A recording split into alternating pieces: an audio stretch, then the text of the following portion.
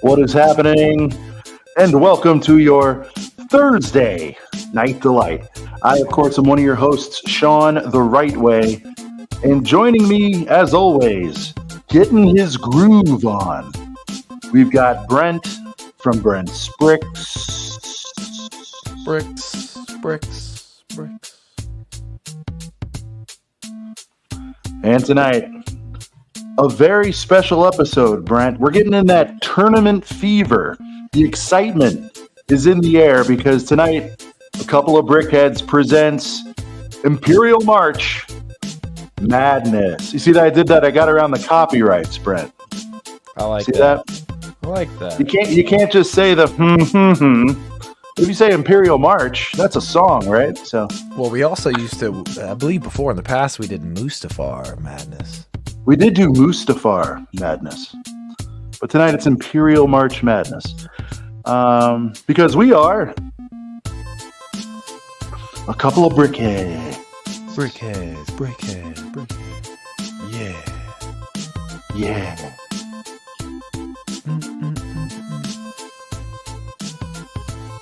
Another one for the homies, you know what I mean? Yeah, just the boys tonight, you know what I mean? But we're going to need some help, so... It is a couple of Brickheads coming to you live March 21st, the start of... Sean left. And now it's just me. I'm sure he just hit a button or something like that. But yes, we got... This is not the first time that Sean's accidentally left. Actually, I think he's still in the StreamYard, but he's, I don't know. Technical malfunction. Sean the Invisible Way. I guess now is just a good time to go ahead and comb through the chat real quick. Copyright got. I know, right after he was just talking about, we can't say it, but we can say, oh man, the Imperial March Madness. Oh man, funny stuff. But what up, chat? What up? What? The Moment says, it's the Brent Show. Suddenly, it's a GWP. I've been thinking about doing a GWP lately. You know what I mean? We'll get one. We'll get one out there for you soon. Let's see. But yeah, guys, Imperial March Madness. It's gonna be fun. We haven't done any kind of like a bracket or like tournament or draft style thing in a while. I used to love when we were doing the oh, dude, Papa Rex coming through with an OG. The fact that he knows I used to do the stream on an iPhone just shows that Papa Rex is a true OG. But shout out to Papa Rex, says Sean's using Brent's old iPhone tonight. Yeah, he just might be. To be fair, I was using like a good iPhone. You know what I mean? I was at the time, I believe I had the newest iPhone out. Honestly, it was like when the 13 Pro Max was new. All right, here he comes, guys. But yeah, I mean, true OG there, Papa Rex, knowing that I used to do the stream on an iPhone. Disney took Sean captive. I don't know if it would have been Disney. Whoever owns March Madness, I guess. Qui-Gon Sean. Qui-Gon. Qui-Sean. Qui-Sean Jin. Oh, anyways. All right, chat. So we'll go ahead and I think, yeah, you know what I mean? We'll go ahead and let me see if I can get some chat music here. But I think now is a good time. Let me find it. Where are we at here? Here we go. All right, what do you guys want? You guys want some ducks? A little bit of ducks? Turn the music up just a little bit. You know what I'm saying? Yeah. But guys, here we are. 132 episodes into this thing, man. 132. That's crazy. That is absolutely crazy. And, you know, while I'm at it, shout out to our merch. You know what I mean? Go get you some of that ACOP merch.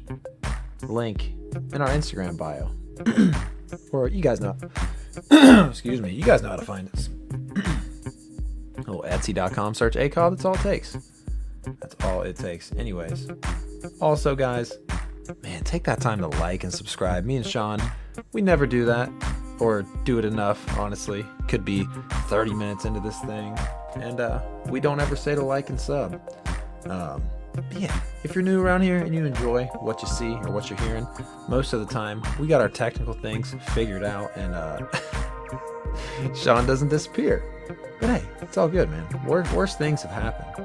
Worse things have happened. But we are going to go ahead and shout out. I'm just going to leave this like and sub thing up here for now. We are going to go ahead and shout out the Girth Gang here, all the way back to the beginning.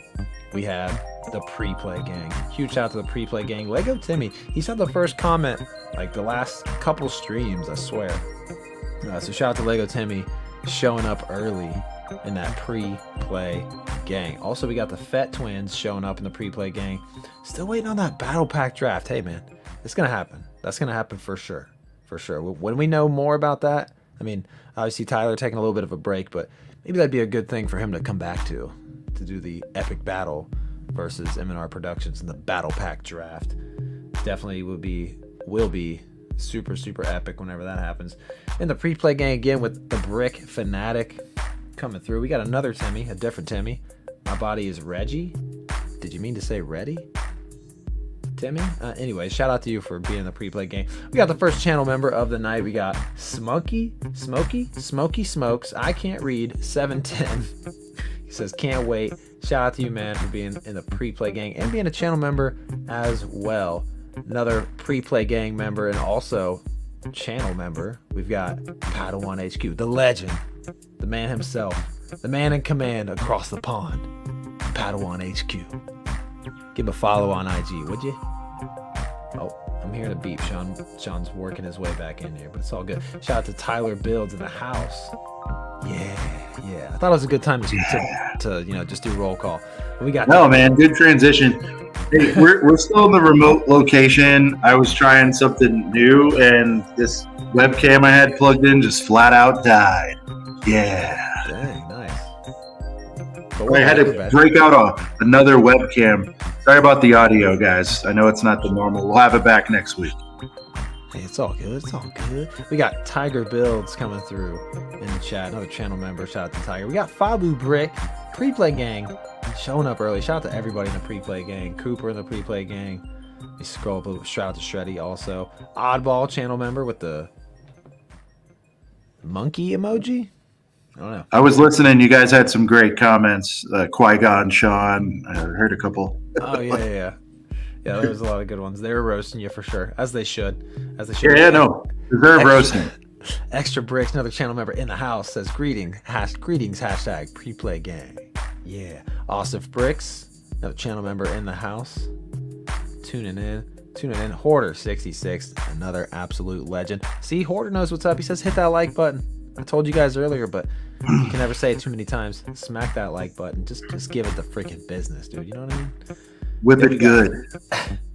Jedi Sweat coming through. Pre-play gang, assemble. Yeah. Sean Cena, I like that. Sean Cena, yeah. Shout out to Bespin Bricks, another channel member. Papa Rex had a funny one earlier. Shout out to him again. Whittaky says can't make it tonight. Have a great show. Hey man, all good. We know you're gonna pop up in that replay gang. Shout out to Whittaky, another proud owner of the new 6-piece 25th anniversary case. That's right. We got Parkdale Playboy, Dave Brick 76, another channel member. Papa Trip, another channel member in the house. We got Todd, another channel member in the house. Never get tired of saying that.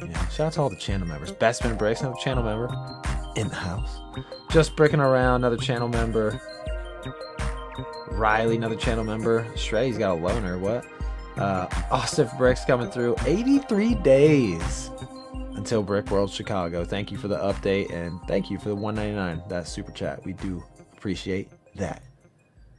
And yeah, guys, another 132. Another. Is music coming back? Okay, no. Oh, yep, there it is. All right, we'll shout out a couple more. Let's see. Moments of the Magic set. It's the Brent show when Sean was gone.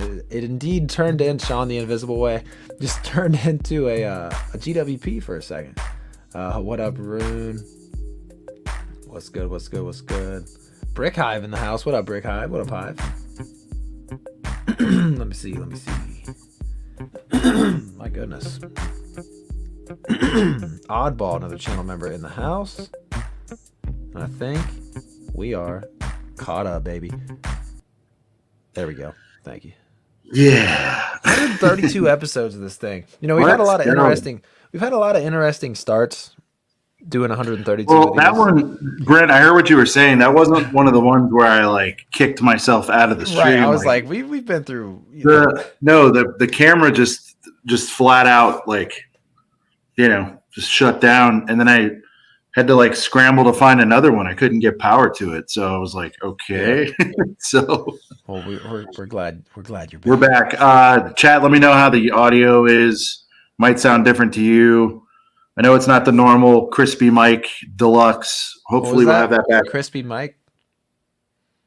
What's that? Oh, this? I wasn't even gonna say it. I was like, we'll let chat laugh at that. Figure that out. Yeah. Crispy mic. Yeah. But another huge week of leaks, Brent.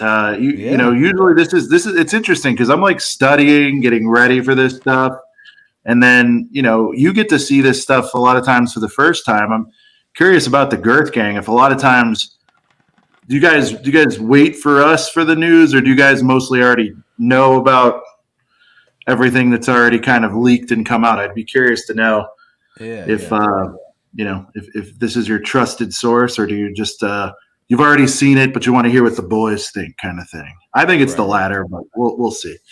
Sean took the loner too far. Yeah, he took it right to the base. Oh man! But we'll get into some of this stuff. Again, guys, I still feel like we should call it the Falcon's Nest. Is he going to make his triumphant return? Dude, but we're still going to call the segment the Falcon's Nest. It might end up being a memorial thing, but whenever we're talking news, you got to talk about that Falcon. Sean, if you have, okay, never mind. It's not. I was slightly hearing myself echo on your end, but I don't anymore. So I think we're good. Never mind. Okay, we go. Turn it down a little. Yeah.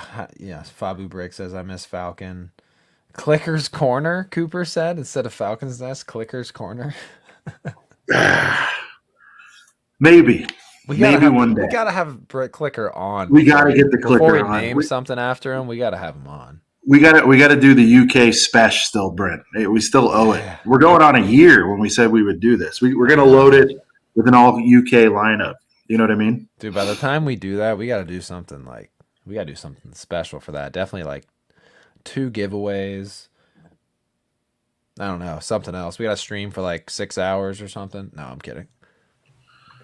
I would like to do it. I want to do an all day thing.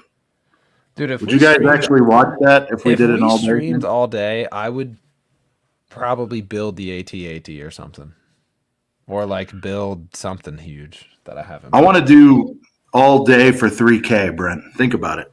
Oh yeah, for sure.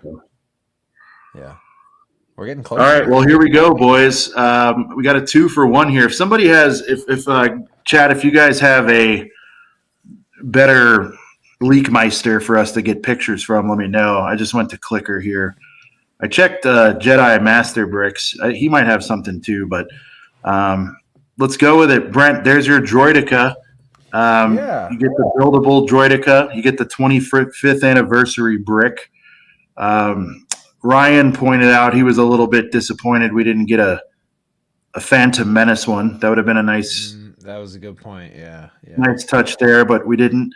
And then you get the little brick-built minifig, so to speak, on the Droideka. I want to say this one is is the price listed there? No.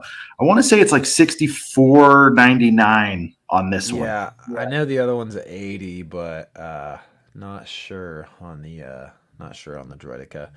I want to say probably like 60, 65. But yeah, I mean, do you want me to just go ahead with my synopsis? Yeah, go. Give your thoughts, man. Let it flow. Let the hate flow through you.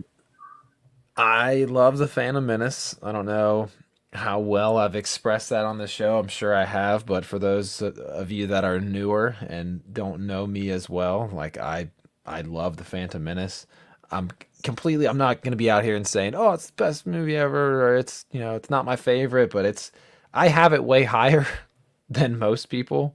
Just because then it's the first Star Wars movie I ever saw. I was 7 years old. I was a perfect age. I love it. That being said, the background being laid out there, I think like this. First of all, I'm gonna be thankful for the couple Phantom Menace sets we got. Do I wish we got a couple more? Definitely, because for me, I mean, 1999. I mean, like we're doing the 25th anniversary. This movie also came out 25 years ago, and a lot of these first Star Wars sets that came out when Lego Star Wars happened were Episode One based. So I'll take what I can get. I would like to have more. And also, while we're talking about Episode One based stuff, Ryan did have a good point. I really wish these bricks were some kind of special edition Phantom Menace printed brick because we had Return of the Jedi ones last year. It's like, listen, I know Episode One is no Return of the Jedi, but like I was mentioning earlier, like Episode One was so important with the launch of Lego Star Wars. It was all over the branding, even more than just Lego. It was everywhere. It's kind of like, I mean, how The Force Awakens was everywhere, but maybe even more, Sean. I mean, I'm sure you remember. It was literally Episode One branding things everywhere. And when I think of Lego Star Wars when I was a kid, when it first came out, I think of, the Episode One stuff. So I think it deserved a printed brick. To dive more into the details of the set, I think the build is awesome. I think most people are going to agree that the build's definitely, really well done. The only unfortunate thing, the only blunder, the only thing keeping this set from, well, I wouldn't say the only thing. It'd be nice to get the printed brick, but the Droideka build for the minifig scale one is it's just not good. It's not good. I mean, Ryan's also has made the same point, but like, it's pretty bad when in 2000 and how old is the set? 2001? 2002? Yeah, 2002. Had a better set. We Yeah. had these Droidekas, and they looked. Try to get a better shot of them, but like they looked better. They used more like droid arm pieces rather than like the like fang pieces they're using for their legs. Like I don't know. And yeah, it's weird. After 23 years, 22 years, you think that they would figure out the Droideka build better, but it's kind of a nitpick. If this thing didn't have a smaller Droideka with it and it was just a big Droideka, I don't really think anybody would really bat too heavy of an eye. But I mean, it is what it is. I'm excited about this one. Like I said, we're kind of speculating on price. Might be 60, might be 65. Not really sure. If anybody in chat knows, I'm sure one of you might know out there. How much is this thing? Um, oh yeah. So Stud Lake says Phantom Menace logo on the poly bag. So yeah, the poly bag does have a Phantom Menace. That's what I just got up to look for it. I don't know where I put it. I was gonna go look for that poly bag, but Dude, that's crazy. Like, yeah, man. Like, I don't know. I feel like actually, even this logo was really cool. So I don't know if it'll... anything to shake it up. But look, the build, the fig aside, but yeah, the fig aside. I mean, it feels like they keep letting everybody down with figs with these types of sets. I would say, but the Droideka itself looks fantastic. The big question is, Brent, using your sleuth vision here. Do you think we're going to get any roly-poly action? Let's get some polies in the chat. I would love to see a little bit of a poly if we could get one. Let me make a real close assessment. Maybe. What do you guys think out there? Maybe, because I know, like, I guess you could say the knees of the thing, like you can turn those legs to where they can all they flip around and fold in, but I can't really tell.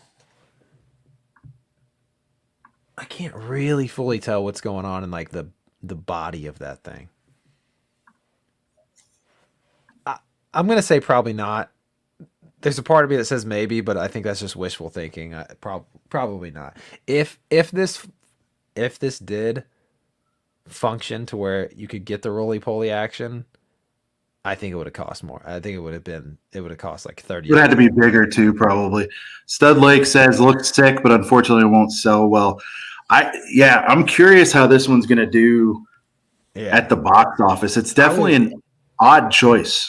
Yeah, I think I would love to pick it up day one, but yeah, to that point of it's probably not going to be a crazy hot seller. I'm definitely waiting for the Walmart rollback or even clearance for this thing for sure.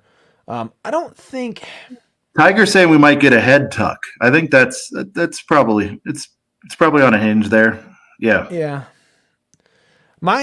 It is kind of a weird choice doing a Droidica, but how it's only a weird choice because we're really only getting two, as we know of so far. We're only getting these two Phantom Menace sets in the poly bag, I believe, unless there's something I'm not thinking of. Oh, I guess you could say the freaking gift with purchase. That should be a damn set with like the droid carrier thing. Um, it's it wouldn't be as weird if there was like two or three other Phantom Menace sets coming. If this was one of the 5 Phantom Menace sets, I would say it makes sense. But because we're getting the Pod Racer thing and this, it does kind of make this a little. Because I would have thought, I mean, a diorama of like Sith, you get the Infiltrator also. Oh, okay, yeah. So there's 3. But like, I'm just surprised they're not doing a Duel of the Fates diorama. I'm really surprised they're not doing that. You put Darth Maul in there, Qui-Gon, Obi-Wan. I mean, that would have lit it up. I know they had one not super long ago, but like it was Rogue. It was Rogue. It would have been. Yeah, it would have been. I mean, that's long. If they're gonna put 2 R2-D2s on the shelf at the same freaking time, like you would think that 6 years is enough time to remake something. Because I mean, that was definitely Rogue One era. Because I can picture the box art in my head, but like. And it was $30, and it wasn't like, I mean, it was really cool. It was a good way to get the figures and everything, but they could have made something almost like, imagine this, Sean. Let me just dish this out there. This may be a really good idea or a really stupid one, like most of my ideas, but it just hit me. Think Indiana Jones diorama style. See where I'm going with this? Like called? I forget. Someone help me out. I can't see chat. I'm on full screen. You guys know what I'm talking about. $150 Indiana Jones going through the scenes. Someone's going to say it in a second. That set, but you have it Phantom Menace Duel of the Fates style. So the first scene could be like like a long boy? Yeah. Yeah, exactly how that, like, it's like an interactive diorama, basically, that Indiana Jones set. Temple of the Golden Idol. Thank you, Cooper. But like, you look, the first section of it could be like the double doors opening up and you see Darth Maul, and then you can have a couple of like the N1 starfighters kind of sitting in the hangar bay, and they could like, you could have a little thing where because they're flying out the back of it, and then once they go through that door after Maul, you could have like the big like all those big tunnel tube things that they're hopping around on. And then the other section, you could have those freaking laser red doors. The red, yeah. Yeah, and then at the very end, you have the pit that he falls down, and you can have a play function where you can pop Obi-Wan out of that thing and then kick Darth Maul down. It'd be freaking awesome. But Episode 1 is not going to get anywhere near the amount of love as almost every other Star Wars movie. I mean, I think it's safe to say most people put episode 1 and 2 at the bottom. You know what I mean? Now, Episode 2 gets more love because I mean, it's not going to get OT love, but I think what you laid out. That would be amazing. Oh yeah, even if it was 2/3 of it, right? Like just a little bit of something, red room, pit. Yeah, literally. Or just pit. I mean, it doesn't matter. Like you could have. Yeah. You know. I just think because have a slice mall. If I would scrap, if they were like, okay, we'll make that, but we're gonna scrap every other Phantom Menace idea. Shots fired, Brent. You kidding me? You're going to tell me Qui-Gon Jinn isn't real Star Wars? You're going to tell me Darth Maul isn't real Star Wars? Wow. Darth Maul and Qui-Gon Jinn aren't real Star Wars. Come on. Wow. We don't need that around here. All right, so look, we got that would be incredible. We could all probably sit down and hammer out a half dozen things that would be probably better at the box office than this, but they made it maybe slightly unpredictable. So, for those of you that are stoked on it, awesome. Definitely want to get it because I think I've got all the buildable characters except for one. So it'll happen, but definitely going to need minimum 30% off. Like, it's an oddball. I mean, yeah. The scale I don't really understand because this isn't going to hold up with like BD1 or any of that either. No, but that's because BD1 and Walter's getting flamed down there. What's going on? What else is he saying? It's from his original comment. Yeah. Listen, I'll defend the Phantom Menace all day. This is a Lego podcast, though, and I don't want to get us stuck there. But like, it's weird because droidicas are a really big droid and like in universe, like they're big. They're like taller than Qui-Gon Jinn was. Dude, Tiger builds. Real quick, I was watching. You guys, go check out Tiger Builds. It's a fun channel. A channel member, great guy all around. One night he was doing a stream on like Star Wars movie rankings. Brent, you've absolutely got to check it out. Ooh, I gotta watch that on replay. Yeah, he's got Solo. Like, what did you rank Solo, Tiger? I said I love that you had the courage to do that. He had it like third or second, or it was crazy. Wow. But he no, I do too. I think it gets a lot of hate. I don't have it in the upper echelon or anything like that, but I don't think it's like bad. You know what's funny, Brent, is Solo is actually on the high compared to some of the stuff we've gotten lately. Like Solo's like way up I just hate how in Solo everything looks like brown. like Solo is kind of like how the last couple Harry Potter movies are. Like it feels like you have to turn up the brightness to like watch it. That's certainly what they're going for. Tiger has it second right after episode 3. Eli, we're gonna retool Figonomics. It's just right now it's like busy season. I know I've been saying we'll get back to it. We will get back to it. Had some stuff going on. I'm going to make sure we're here every Thursday as we have, but we will bring it back. And I appreciate people asking about it. We are going to bring it back in time. Solo is top 50%. That's an interesting take. So I don't know how we got there, but Tiger brought that. But before we move completely away from the Star Wars ranking, I'm not going to sit here and give you my whole list, but like Tiger seems like he's probably younger than I am. Like if I had to guess by the picture, probably closer to 20. I'm almost 30, and like.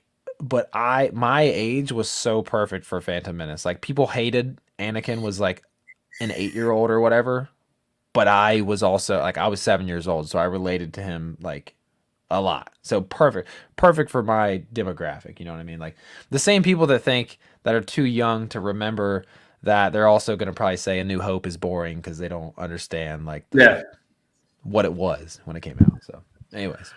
Walter didn't mean to derail. No, man, throw it out. Hot takes. Let's go. No, yeah. No apologies necessary. Throw them out, yeah. I love it. Okay, Brent, it's your time to shine again. We've got the Bunta Eve pod race. Immediate thing that jumps out.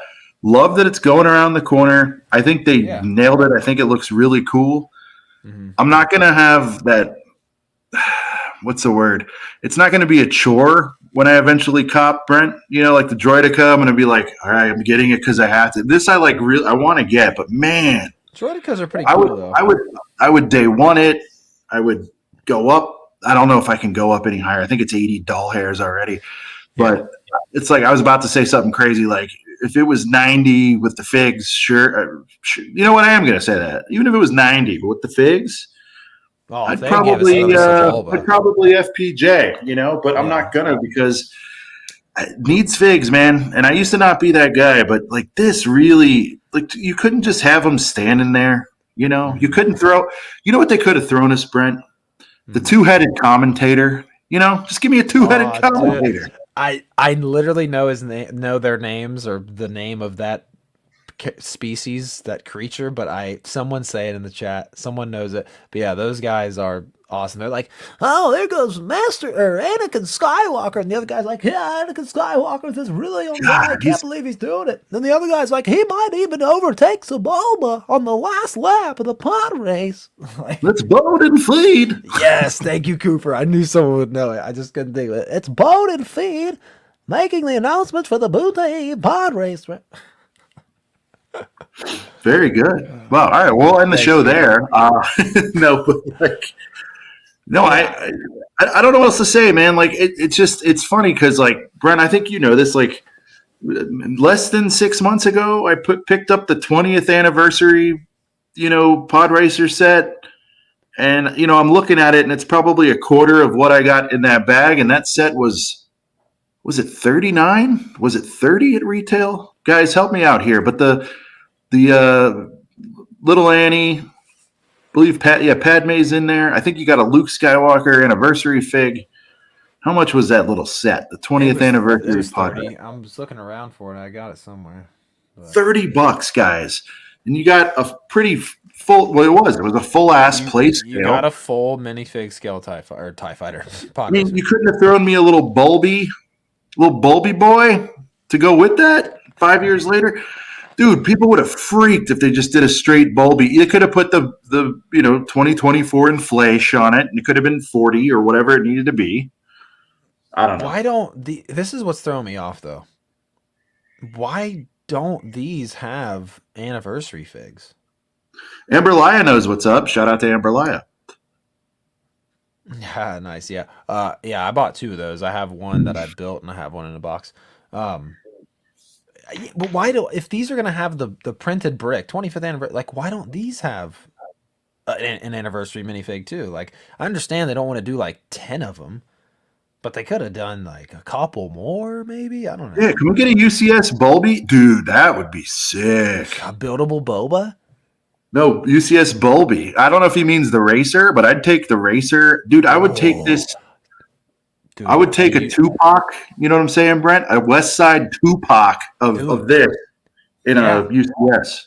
Dude, I don't know if it's no. This pisses me off. No, so Tyler used to say like a 2-pack.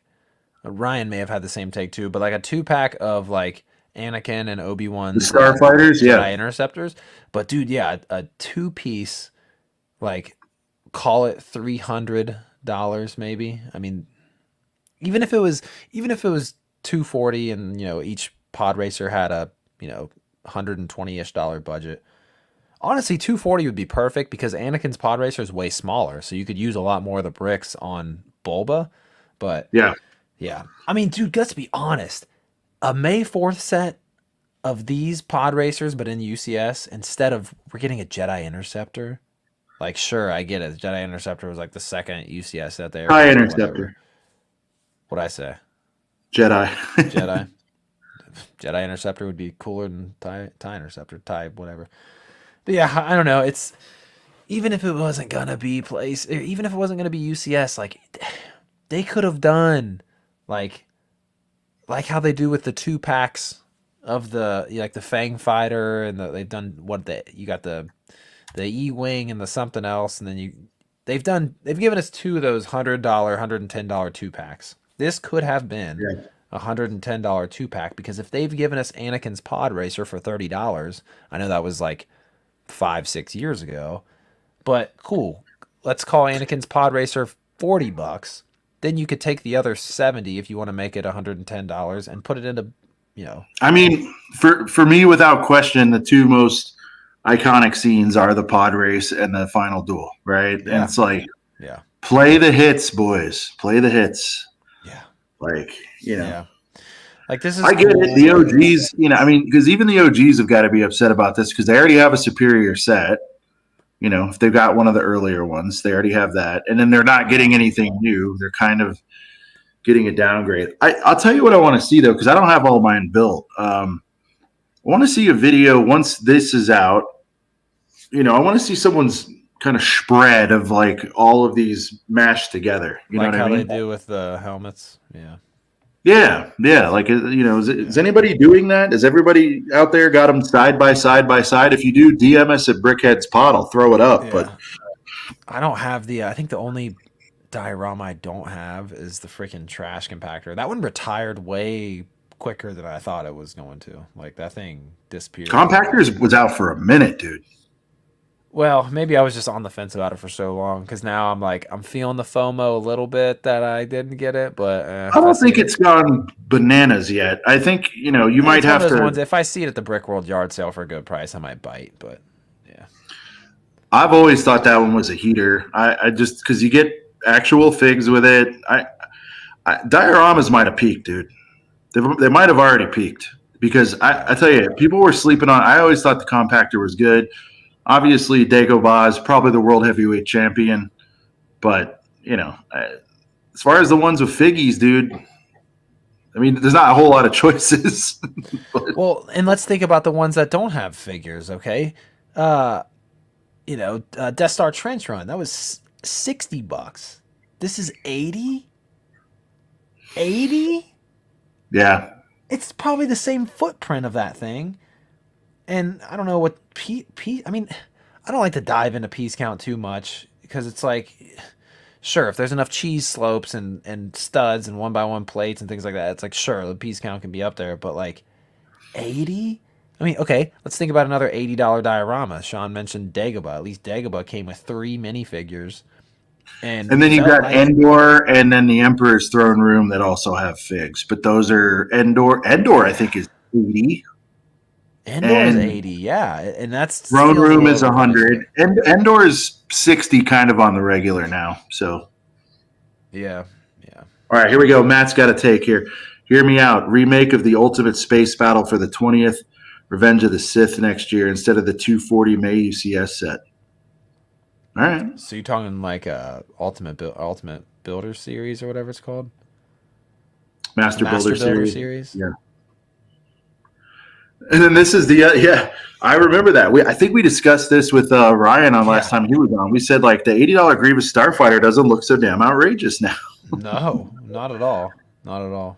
You're paying 50 for the sand. Shout out to Colton with Dude, the literally, bro. Like at least like Anakin's pod racer is like a polybag build at best, and then like Endor on a half price Cibolas. Jones would make me happy. Yeah, I what did I do with that one, Brent? I don't. Oh You got yeah, it for 60, I thought. yep. I got it. I got it for 60. Oh, that's what it was. So it was. If you recall, Brent, that one they were stinged with that one. Like Yeah, yeah. Endor just now, kind of not just now, maybe Christmas ish. Anyway, Mom was in town, and I had I forget what I had. Whatever. We went out shopping with the kids or whatever, and she saw me looking at it, and just like when I was a kid, she's like, "Is that one you really like? I'll put 20 towards it." So in my head, I'm like, "All right, 40 baht, like basically Right. half price." And so I was like, all right. So in my head, I could justify it. But you guys know me, man. And that's my movie, too. Like, I love Jedi. And I was still like, Yeah. 60? I'm going to wait. Like, Yeah. it's I 48 at some Walmarts. Okay, cool. yeah. I Yeah. 1 So, million percent oh, yeah, would we got be some QPJ call outs on this one. That's quarter price ridiculous. Jones. Yeah. Yeah, I That's an 100 awesome like story. Yeah, as no, much it's as true I though. My mom's still it's still, dude. It's still. I'm old as hell, but you still get that little buying stuff for yourself. Is always it's freeing, but I'm no age. You can't be too old to enjoy when mom tosses towards the initiative. You know what I mean? right, right, right. What's our favorite UCS? What's your favorite UCS set? Um, geez, Falcon for me, for sure. yeah, man, depends. It's Falcon for me for like a lot of reasons. It's I the think I'm gonna first. go Ewok Village because I don't have it yet. Yeah, yeah, Still considered UCS. So yeah, yeah. No, this is a really frustrating one for me, especially Sean, because like, Throne Room is worth every bit of 60. I think. well, yeah, because it's a Yeah. 100. No, not just because it's 100. I mean, it's that good of a set. You know what I mean? Yeah, yeah, yeah. Yeah, this Throne just Room sold out frustrates at me. 60. Yeah, I bet. I bet. Yeah, Slave One. Yeah, no, great answer. That's another. I mean, dude, there's so many friggin' heators yeah. out there. All right. So anyway, It's sure. frustrating. It's because when we first heard about this, I'm like, dude, this could be a 2-pack situation. Yep. But nope, it's a diorama. an overpriced diorama.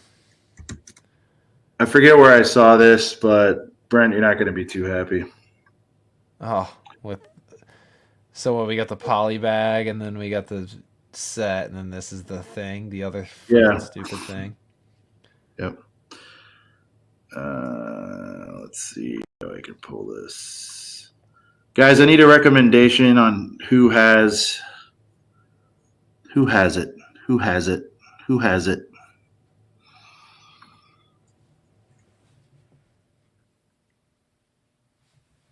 Does Promo Bricks have it? Let's see. Nope. Anyways, I saw it on the feed. Brick Reporter has it. Okay. Thank you. I'm going to show you, Brent. You ready, Brent? Here's your 25th anniversary gibbies. Oh, cool. The logo on the box. No. Yeah, I mean, probably. Oh, right. Yeah. Sorry. You get a keychain, and you guessed it, Brent. Patches are back, baby. A patch and a keychain. Oh, my God, bro. Oh. I smell a new Hive video. Guys, shout out to Hive, by the way. If you guys haven't been watching, his commentary series are phenomenal. His Hive streams are the best streams in the game. As someone who does this, I love what he does over there. Dude. It's filthy. As soon as I get a Hive notification, I click on it. It is not Good Morning Brick World. So if you guys, me and Sean will text each other like Hive stream time. If he does like a pop up one that's not planned, we'll text each other. Be like, dude, Hive's on. Like he can do the family friendly, but boy, when you see him after dark, he goes ham. He'll sit there and yell at his camera for about 3 or 4 hours. It's amazing. Shout out to Hive.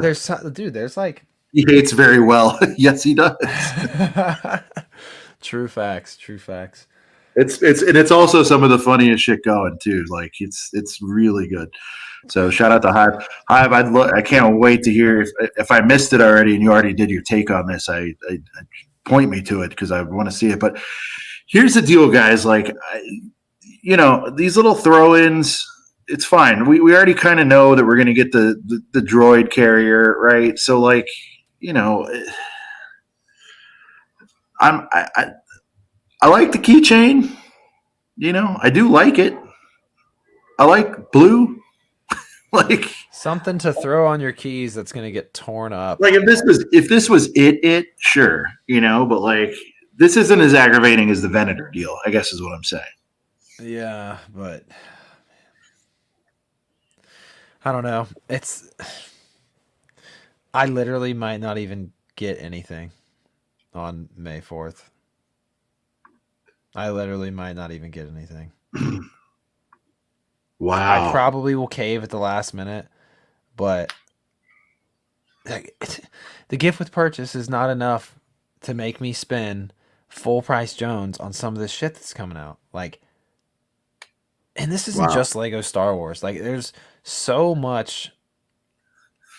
I haven't bought a single Lego set for myself this whole year.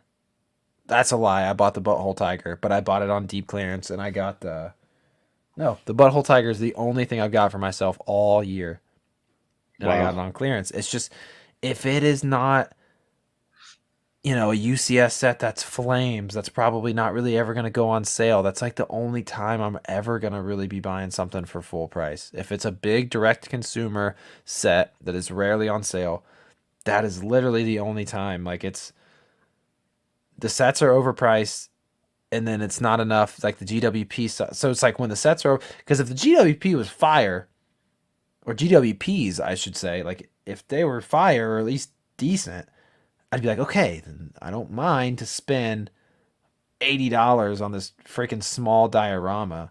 Oh, it's Nicole. That is Nicole. She built the thing. Brent, I don't know if you saw this, but Dungeons and Dragons was officially revealed. Yeah. It's cool. I know nothing about it, but I'm hyped for the people that do.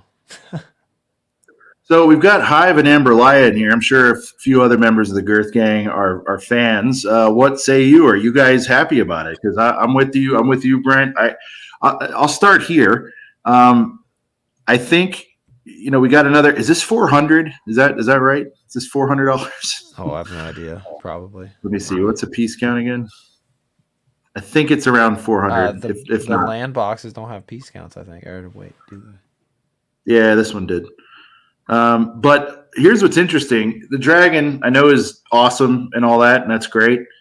But I have already seen this set up next to Lion Knight's castle, etc. It is a nice castle piece. If you're not into D&D, it's definitely a nice build to throw in your medieval setup. So either way, I think, Amberline is buying at midnight on April 1st. So there you go.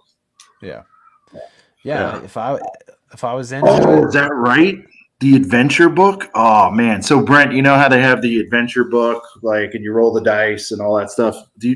I know a little bit about D&D, but apparently it's $340. Okay, thank you. It's another $340 set. Anyway, yeah, I guess there's a book that would go really well with it that probably should have just been packed in, but they're hiding that behind a G-dub. So doesn't surprise me. I mean, the CMFs, we have heard that they're going to have Dungeons and Dragons CMFs. I think there was a few out there. Crazy, dude. Yeah. Out of all the things that we would love to see in CMF form, as soon as they do a Dungeons and Dragons set, they're like, "Oh yeah, let's do a whole CMF." Not like a Star Wars one would be incredible or anything. Digital version's free. Now we're hearing 360. What is the price on this thing? Is it 340, 360? I think my original prediction, Brent, 360 plus tax, $400. Yeah, it's $400. I mean, however you $400. Say it, it's $400. Yeah, we got a lot of people saying when it goes on sale. Look, I like this. I think it would pair nice with that medieval village that just came out and the Lion Knight's castle. Blacksmith, dude. I'll tell you what, castle folks are eating right now. I'll tell you that. Even if you're not into D&D, which I feel like, it's, I don't know what percent of the population. I feel like 10 to 20% of the population at least has engaged and played this game. I never did, just because I was more of a video game guy. But the closest I got to any of this kind of stuff was like card games like Hearthstone and all that stuff. That's really my only experience with that kind of like if I had known about Magic and understood it instead of just like going shit, I would have loved to have been into Magic because I really loved Hearthstone for like 5-6 years and then I got out of it. But anyway, $1,000 for all those castle sets you mentioned. Yeah, Hive, but let me go devil's advocate on this one because I know you love when I do that. To go back and get a decent little castle collection from Bricklink probably would have cost you that at this point. I'm not forgiving it. I hear you.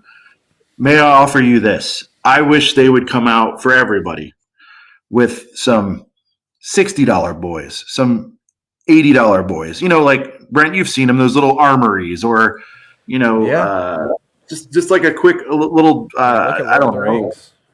Yeah, like a single little, a smaller blacksmith, whatever. Those little add-ons, smaller builds. But they're saving those for gift with purchases, Sean. But like if you've been waiting in the wings and you're like, man, I'm not going to pay $400 or $500 for a, I don't know, 1,000-piece legacy castle set. Mm-hmm. It's like, well, at least now your $400 or $500 is going to go towards something girthy. I mean, I hate it. I do hate that there are only 3 big boy sets or 4 that the ones I just mentioned.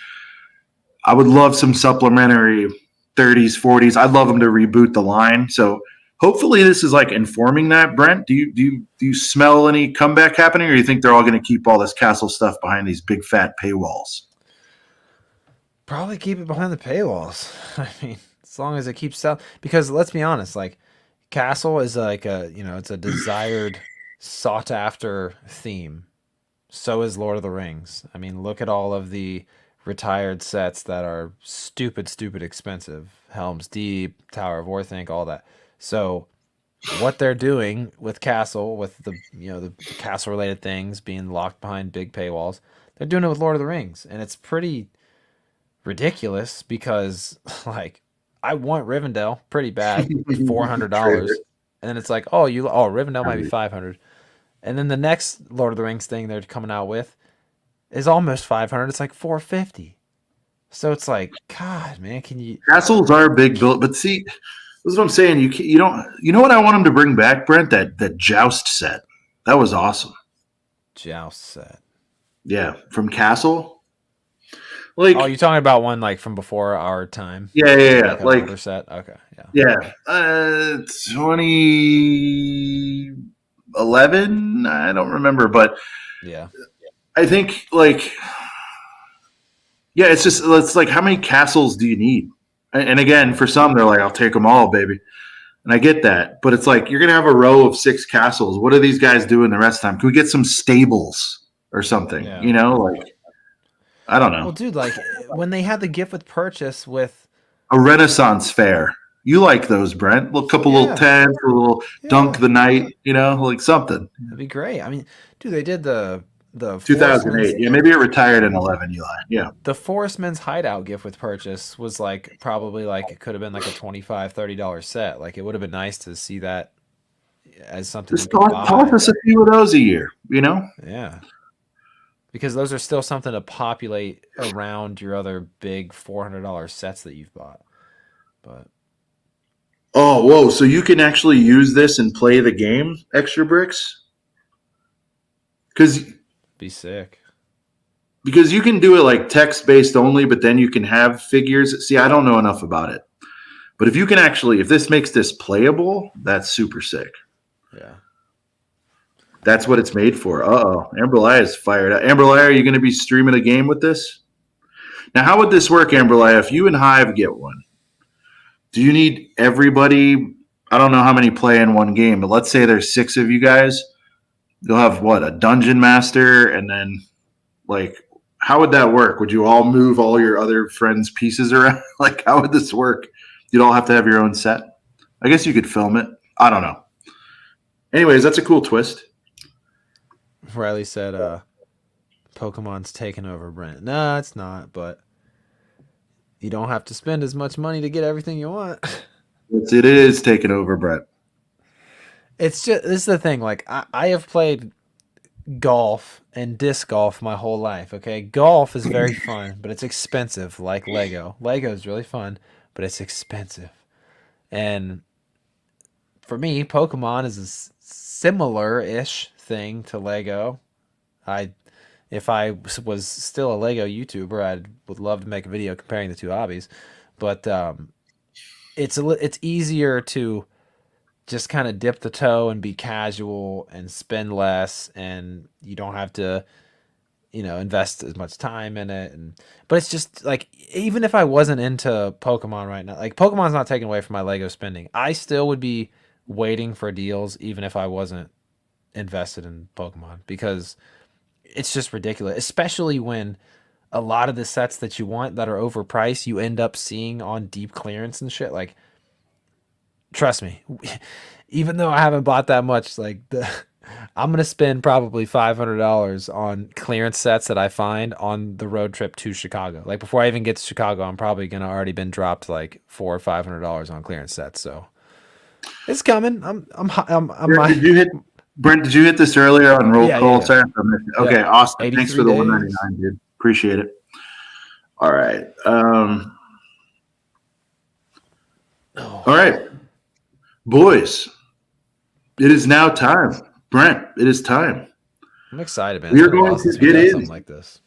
I know. I'm excited. Ooh, We right, are we get going 100 to people in the get chat in. too. Shout out to the chat. 100 people. Shout out to the chat. Right at 100 people, right for the start of this thing. Right for the main It line. is time for us to get into the Imperial March Madness. Now, guys, we're really excited about this.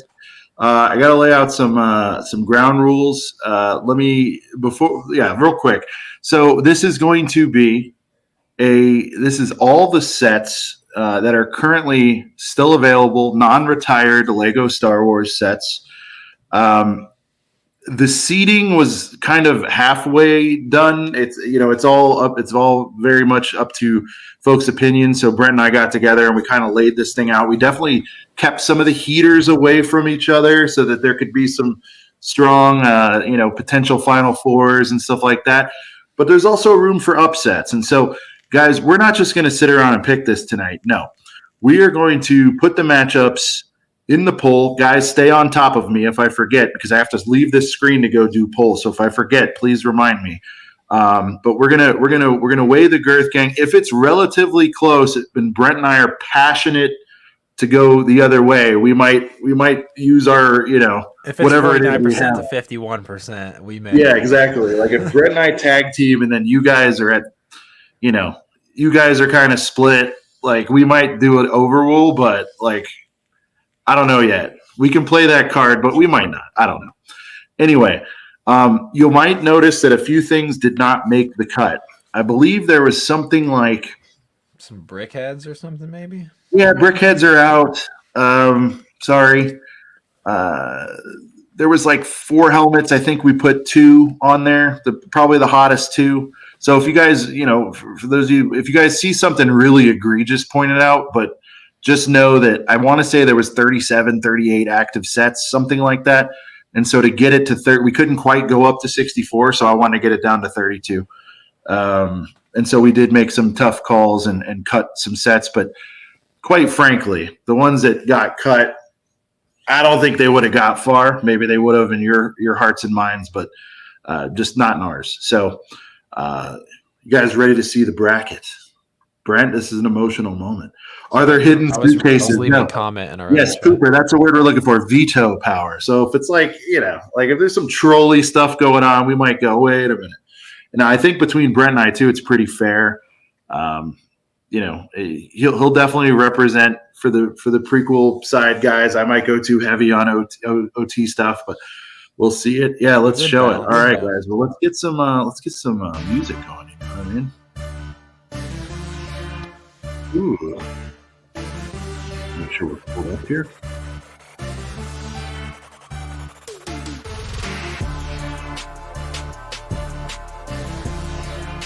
Ladies and gentlemen, your Imperial March Madness 24 bracket. All right, let's preview some of the matches. Let's go. First up, in the first round, we've got, can I say enough about the girthy set, the girthy boy, the UCS Falcon versus the Crimson Firehawk. What a match. Moving on. We'll just go around quickly. Yeah, we'll just go around quickly. Yeah. We'll go more in depth. I'm going to scroll, Brent. Any matchups that seem intriguing to you here? Oh, R2D2 versus R2D2. I think the baby versus the UCS is intriguing. You get it is intriguing. It is intriguing, guys. Minifig with the baby. I want to add, guys, do not let the prices and all that stuff influence you too much. Okay, if something represents this is why we bring this up as an example here. But I don't want to tell you how to vote, but just what we're thinking here is like, if you see something that seems completely sideways, for example, some might think a UCS X-wing versus a Coruscant gunship, is a mismatch because it's like, well, one's UCS, but it's like, but is a Coruscant gunship better? Is it a better build? Is it a better value? That kind of stuff. I'm not saying that it is, but I want you to have an open mind here, because otherwise, guys, it's going to get real boring real quick, and it's going to be UCSs all the way through. And not to say you can't do that, but they could be more fun if you're like, you know what, though? Even though it's a little smaller, I still like that build better, had better figs. Basically the intangibles. Yeah. We got big-ass tubes taking on the Emperor's throne room. That could be a fun one. Big-ass tubes. The Ghost drew the Snub Fighter in the first round, which that was one of the ones. So do you have both of the 2-packs in here? So the Snub Fighter was with. I do. Yeah. Okay. No. The Snub Fighter is not a 2-pack. Oh yeah, the Snub Fighter is not a 2-pack. Never mind. Yeah. You're thinking of the Fang Fighter. Yeah. Ooh, man, the UCS AT-AT versus one of the boxes of boys. TIE Bomber and Captain Rex helmet. Got Ooh, it's gonna Yavin in the be hand. the Clone and Droid Box of Boys versus Yoda's Starfighter. No, there's a This trick is an out. interesting one. Luke's land speeder versus the E-wing and Shin Hati. That's That that's an is. interesting matchup. That's interesting. And then this is ATT. this might be the match of the first round, Brent. Executor versus the TIE Interceptor Fang Fighter 2-pack. Ooh. Sheesh. And then this was an interesting look at the draw here. We got the ATTE against the man in the set, his helmet, Commander Cody's. Cody. Battle of the Cody. So we got a couple of brotherly matchups here, Brent. Do we want to swing it around and get into our first matchup here? We'll go right to the top left. This is kind of a test run here, but we're curious to see how the vote turns out. Let's go. Round one. We got who wins. Here we go. The Falcon versus the Crimson Firehawk. Voting is now open. Have at it, guys. Brent, shouldn't take too long. You asked me if you even know what the Crimson Firehawk is. I've got Lego.com handy so that you can have a look at it. Yeah. Just in case, Brent, you want to be swayed a little bit, if you could be won over here. Here's a Crimson Firehawk. Tough luck of the draw for the Crimson Firehawk. I actually like this set. I don't think it's going to go around winning any tournaments. Definitely love the set more at a $30 price range. But you got to shout out Nubs whenever you get a chance, Yeah, it's got nubs. It's got that going for it. Expert commentary from Brent. This one. I mean, Guys, it's like a 4+ build. I don't know. Like, I haven't seen the show. Like, I got nothing to really say about that one other than you got some Firehawk fans out there, but we're going to go ahead and call it. The Falcon wins 88% on that one. Oof, so 88. Yeah. Who even voted for the Crimson? Okay, I think I have to get out of this mode. Here we go. The winner, UCS Falcon. Lock it. As it should be. All right. We've got, in the next matchup in the first round, we got the Falcon MIDI versus the Ahsoka T9. Brent, we kind of breezed past that. That's a tough matchup. That is a tough one. I'm not sure what I would go with there. All right, so we got Falcon MIDI. Someone said, wow, 11%, because the Firehawk got 11%. Man, Falcon MIDI versus Ahsoka T9. I really don't know. Yeah. That's tough. Let's see what everybody is thinking out there. My prediction is that Ahsoka is going to win, but I like the Falcon. Yeah, T9 is going to get this one for sure. Just from the committee, at least. It's not going to be close enough for us to override it. Yeah. But I mean, like, the T9... Getting a little more comfy over here because there's a lot going on. Yeah. Oh, it's getting a little closer. Oh, it's T6. My bad, guys. My bad. Like how we used to text. Right. I got stuck on it. Sorry, guys. All right, let's check the poll. Ooh, man, this is interesting. So currently, Brent, the T6 is in the lead 55-45. Only a 10% spread. Falcon MIDI going in the first round. A little surprising, Brent. Do you think it's because of Falcon fatigue? Because it's a great little set. Little bit. Yeah, I think a little bit of Falcon fatigue is there for sure. But I'm wondering. Go ahead. You get minifigures and display ability out of the T6, and with the Falcon, you can only display it. There's nothing really else to it. So I think, and they're both around the same price. Falcon might be $10 more, actually. Yeah, Falcon's a bit more. All right, guys, we're going to go ahead and call this one here. Yep, the T9, the T6 has expanded its lead takes the win at 50. Another inside joke that we can tell forever on this show, guys. The Ahsoka T9 shuttle. Oh man. Wait, can I edit? I'll edit it later. If it goes further, we'll. No, you should just leave it T9. Yeah, we should leave it to T9. It's funnier. Oh. All right, sets up an interesting next round match, Brent. Something to look forward to: the Falcon versus the Ahsoka T96. All right, Here we go. All right, it's the battle. Oh wow, we've all been looking forward to. Do we like the R2D2 UCS at double the price versus the baby R2D2 that also comes with a sweet little fig included in the form of one Darth Malik, if you will. And it gets a regular R2D2. And a regular R2D2. Yeah, that's true. I guess two. Both get bricks. It's interesting. Write-in vote for BD1. Shout out to Amberlire for the super chat. Much appreciated. Thanks, thank you, Amberlire. I'm so stoked for you to get your D&D set. I know you guys play that game too, so that's awesome. We got one from PNG too. We all know the two UCS sets will be in the finals. Hey, listen, PNG. People think Duke and North Carolina and Dude, Kentucky and UConn. Dude, speaking of Kentucky, somebody just said Kentucky lost earlier. Yeah, Papa Trip said Kentucky lost already. That's crazy. So yeah, juggernauts can go down. They can go down. The bigger they are, the harder they fall. All right, guys, poll is up. Sorry.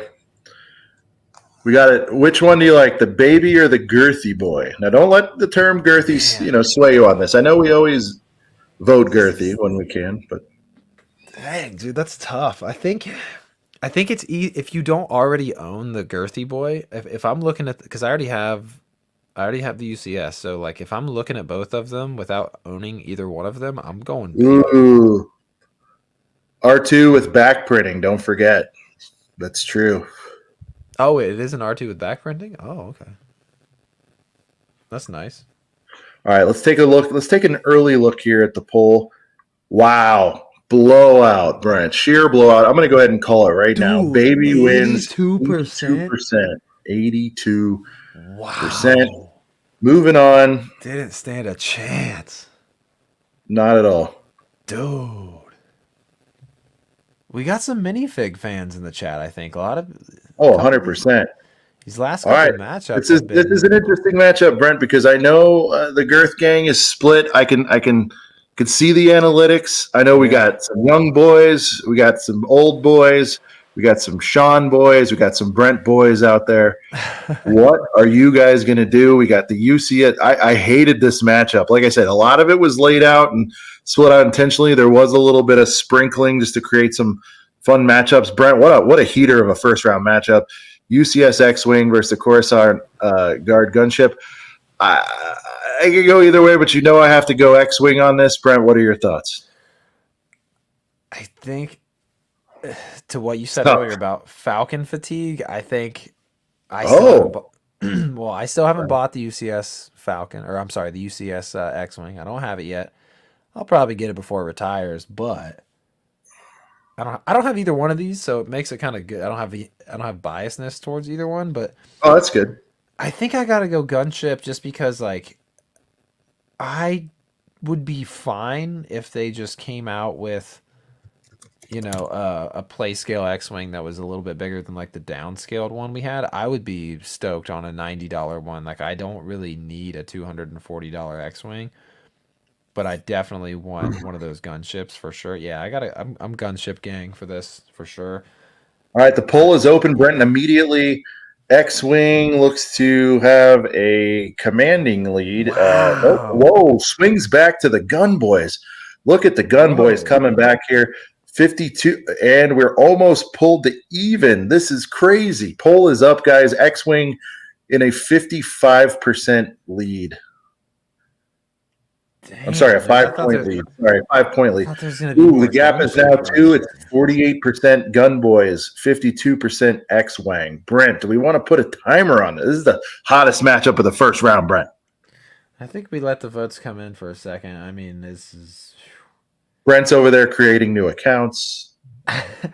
I'm so surprised that This is one where I'm fine with whatever the gang says. Like, yeah. Here's my deal. I think I misspelled Coruscant. I might have. I think I did. Anyway, guys, I really like the Coruscant Guard gunship. I know a lot of people don't. I think anyone who sleeps on it's going to deeply regret it. So, like, even if you don't like it, I'd still cop because I think one day you're going to be salty you didn't get it, especially if they do more of them. But that X-Wing, man, it is gorgeous. I mean, it really is. It's 51-49 right now. Oh my goodness. Dang, let's get some more votes in there. If you're listening from afar and you're like doing something on the side, just vote real quick. Hop in the comments and vote real quick. If you're on replay, gang, if you're on replay, gang, right now, and you've made it this far, first of all, like and sub. Yeah, that'd be tremendous. You guys having fun with this? You guys liking this? We could do this more often. I'm enjoying it. But let me know if your predictions were coming true in the comments. X-Wing does have that girth. X-Wing for the win. It's 50-50 right now. It's 50-50. It's perfectly 50-50. Oh, gunship going up 2%. 51. Gunship is now Gunboy is now up 51-49. This is crazy. Come on, we got 55 votes in, but there's 95 people. 40 of you haven't voted. Let's get a couple more votes. It's close. It's close, boys. I just think gunship, like, is it the best gunship we've ever gotten? No. But it's kind of niche. It's not another X-Wing. It's at least something. Gunboy pulling out here in the final moments here. 52. It's expanding the lead. It's up by 4. Oh, my goodness. Now it's back to 1 point. Back to 2. All right, guys, whatever you're doing, if you haven't voted yet, it's time to vote. We're going to count it down. 10, 9, 8, 7, 6, 5, 4, 3, 2, 1. Gunship for the next round. The gunship squeaks by 52-48. Unbelievable. That's one of those like, decent upsets. You know, that's not exactly like a 14. Was it 14-2? No. 14-3. Yeah, because they do. Or it would be 15-2 or like because it's 16. 14-3, right? Yeah, 14-3. Yeah. Yeah. All right. Gunship advances. Man. Here we go. It's just, dude, like the X-Wing is a good set, but I don't own either one of them, and I would today if I saw them. Whoever just said this is rigged, if this was rigged, in my heart of hearts, I would have done the X-Wing if I was rigging it. Oh, yeah, we know you would have. Nah, same rig. This is this is democracy at its finest. Hive said gunship gang.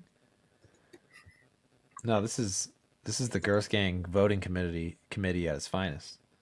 There you go. All right, guys, the poll's now up. Brent, we got a classic. Probably, I'm going to go ahead and say underrated just because it's been out so long, Brent. But the Mos Eisley Cantina. Well, I mean, what more can possibly be said about this gem? I don't know that we're going to get a set like that again. And if we do, Ewok. It's probably going to be Ewok Village. But man, what a great another Bespin. Unless they do another Bespin. But like in the circle of life, so to speak, we're probably looking at something different. But let me pull this back up. There you go. 5 lonely clones in the chat. What up, 5 lonely clones? Where can we see the full bracket? Yeah, we'll do an overview. 5 lonely clones. If you want to rewind just a bit, you can see it there. We do a full overview. I tried to post a link to it, and we were getting errors. So next time, guys, I'll have my ish together more. Maybe we'll preview it so you guys will know what's coming up next time. Let me know what you guys think, what you guys want changed on it. I want to find a slick way to have photos, but I know you guys know all these sets. You wouldn't be watching this show if you didn't. So if anyone needs a visual reminder, let us know. But I think we all know all these sets explicitly. Maybe we'll bust out the photos, Brent, when some pics when things get weird. You know what I mean? Like, Yeah. Because we're gonna have some matchups that get crazy. all right, in a landslide, we're going to go ahead and call it Moss Isley 92-8 over the Tantive Mini. Sheesh, Not a man, that's surprise such a there, good Brent. It's a set. powerhouse set. I mean, you really I no own surprise it, and there. I'm so glad I do, but I still haven't built it. Here's another classic mismatch. Although, Brent, there's a lot of hate on the Razor Crest. Boarding, of course, has that new set smell going on. Is that going to help? We got Boarding the Tantive, another Tantive right here, back to back, Brent, against the UCS Razor Crest. Give us your overview while I set up this poll. So I own the UCS Razor Crest. Haven't built it, but I got it on a sweet deal. Got it for like $180 off. I don't have Boarding the Tantive. However, I've seen reviews. I think everyone can agree it's a very solid build. The only thing really holding it back is that the Fives minifig sucks. But it's a throw-in. The set could be sold without that fig for $5 less, and it would still be a successful set. But man, it's tough to take something that is a small play scale set versus a Goliath, mammoth, girthy Razor Crest. I think the subject matter is obviously much more iconic with Boarding the Tantive. The Razor Crest is iconic, but it's Disney era. The Razor Crest is, and this is one of those ones, Brent, you got to, what's bringing you joy, though? Now, if somebody doesn't have it, they might, this is something that's going to come into it, Brent. If they don't have it, but they do have the Boarding the Tantive, definitely going to make them swing the vote over there potentially. They're enjoying it. Maybe they've bought two. They've built a long-assed hallway. Definitely playability is there on the Tantive. This is an interesting matchup. Let me get a sneak peek on where we're at in terms of the polls. And Brent, Crest does have a lead, 69-31, but not a complete blowout here. I'm surprised that it's that it has that much of a lead, to be honest. Really? You thought this would be a tighter? Did you think Crest would win narrowly? I mean, this is ACOB, man. We got Box of Boys fans out there, and for what it's worth, Boarding the Tantive is kind of like a variety pack of Boxes of Boys. You get Stormtroopers, you get Rebel Troopers, you get a Clone Trooper. Like it's kind of a Box of Boys in a weird way. Yeah, we got people holding. Wow, people are holding fives against this vote, Brent. Unbelievable. Yeah, honestly, dude. If Fives was a heater, if Fives was truly done right, I think could it have slipped past the Razor Crest if Fives was done right? Yeah, 100%. All right, we're gonna check in because the Razor Crest doesn't really have anything wrong. The lead has opened up. It is 75% Crest. I'm gonna go ahead and call it as the co-commissioner here with Brent. We're gonna give the win to the Razor Crest. Up next, Brent. This is a fun one. Are we gonna go memes here? Are we gonna be serious? And do people seriously like Tubes has been building a little momentum, Brent? I know we've bashed on it. Yeah. It is FPJ. I'm wearing the shirt. It's his favorite set, Brent. He's got two of them, as we know, in his RV bathrooms. Against the Emperor's Throne Room, a great set. A lot of people say the greatest diorama of all time as far as this current genre, this current run. What say you, Brent? I have, excuse me. I have neither set. That's what I heard. 5 only clones. Real quick, Brent, before you answer. Go ahead. I did see this in the Lego store on March 1st, 5 only clones. They had that done. And that gave me a straight up fat, thick, obese loner. It gave me a real, it was one of these, Brent, where, from underneath the table, it hits the table like this. Chewie is not to be messed with now that he's going to have friends. He's got backup. He's got this new baby R2, and he's got seeps coming too, Brent. A little seepy action. Yeah. I got the loaner for Cake Baka. That's right. I do. I'll admit it. Anyway, I'm not trying to sway you guys because I do love the Emperor's Throne Room. Let's get the list up. Dude, Emperor's Throne Room, favorite movie, Jedi, well documented. This is tough for me because I'm starting to look at the Tubes and I'm like, listen, for me, it's an easy answer. It's Throne Room all day. Like, Chewie can look great next to R2-D2 all at once, but in this comparison right here, Chewie doesn't have R2D2 as as his teammate right now. This is set for set, so I'm not letting that sway me. I'm going throne room all day. All right. Excuse me. The poll is open. Let's see who jumps out to a lead. We got Tubes versus the Throny Boy. Throny Boy immediately jumps into a huge lead. It's starting to come down. Tubes is trying to battle back. Brent, can you do the sound? I can't do the Chewbacca sound. All right, there you go.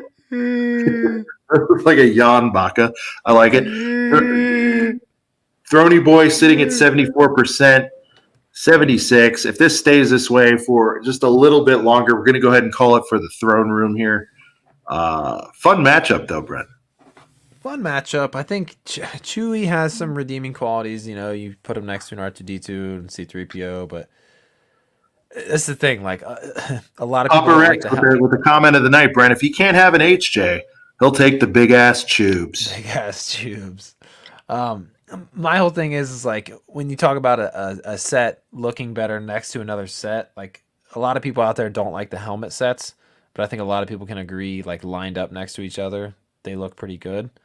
But yeah, the throne is such a good 80 with a $10 gift. He's 70 for the Throny. That's not bad. Dude, yeah. I like Tubes. He's not that guy. Don't snub the snub. Hey, snub's coming up. Snub's coming up. Hume Jobs. There he is. Hume Jobs. Pouring out for Tubes. The bracket was not his friend. No, he drew a tough matchup. We're going to go ahead and look at this right now.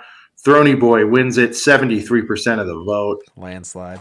The vote is closed, boys. The throne room gets that dub. Brent, any surprises? So actually, we should do a recap after the first round. Let's go ahead and Yeah. We'll go ahead and give it to the throne room. Here we go.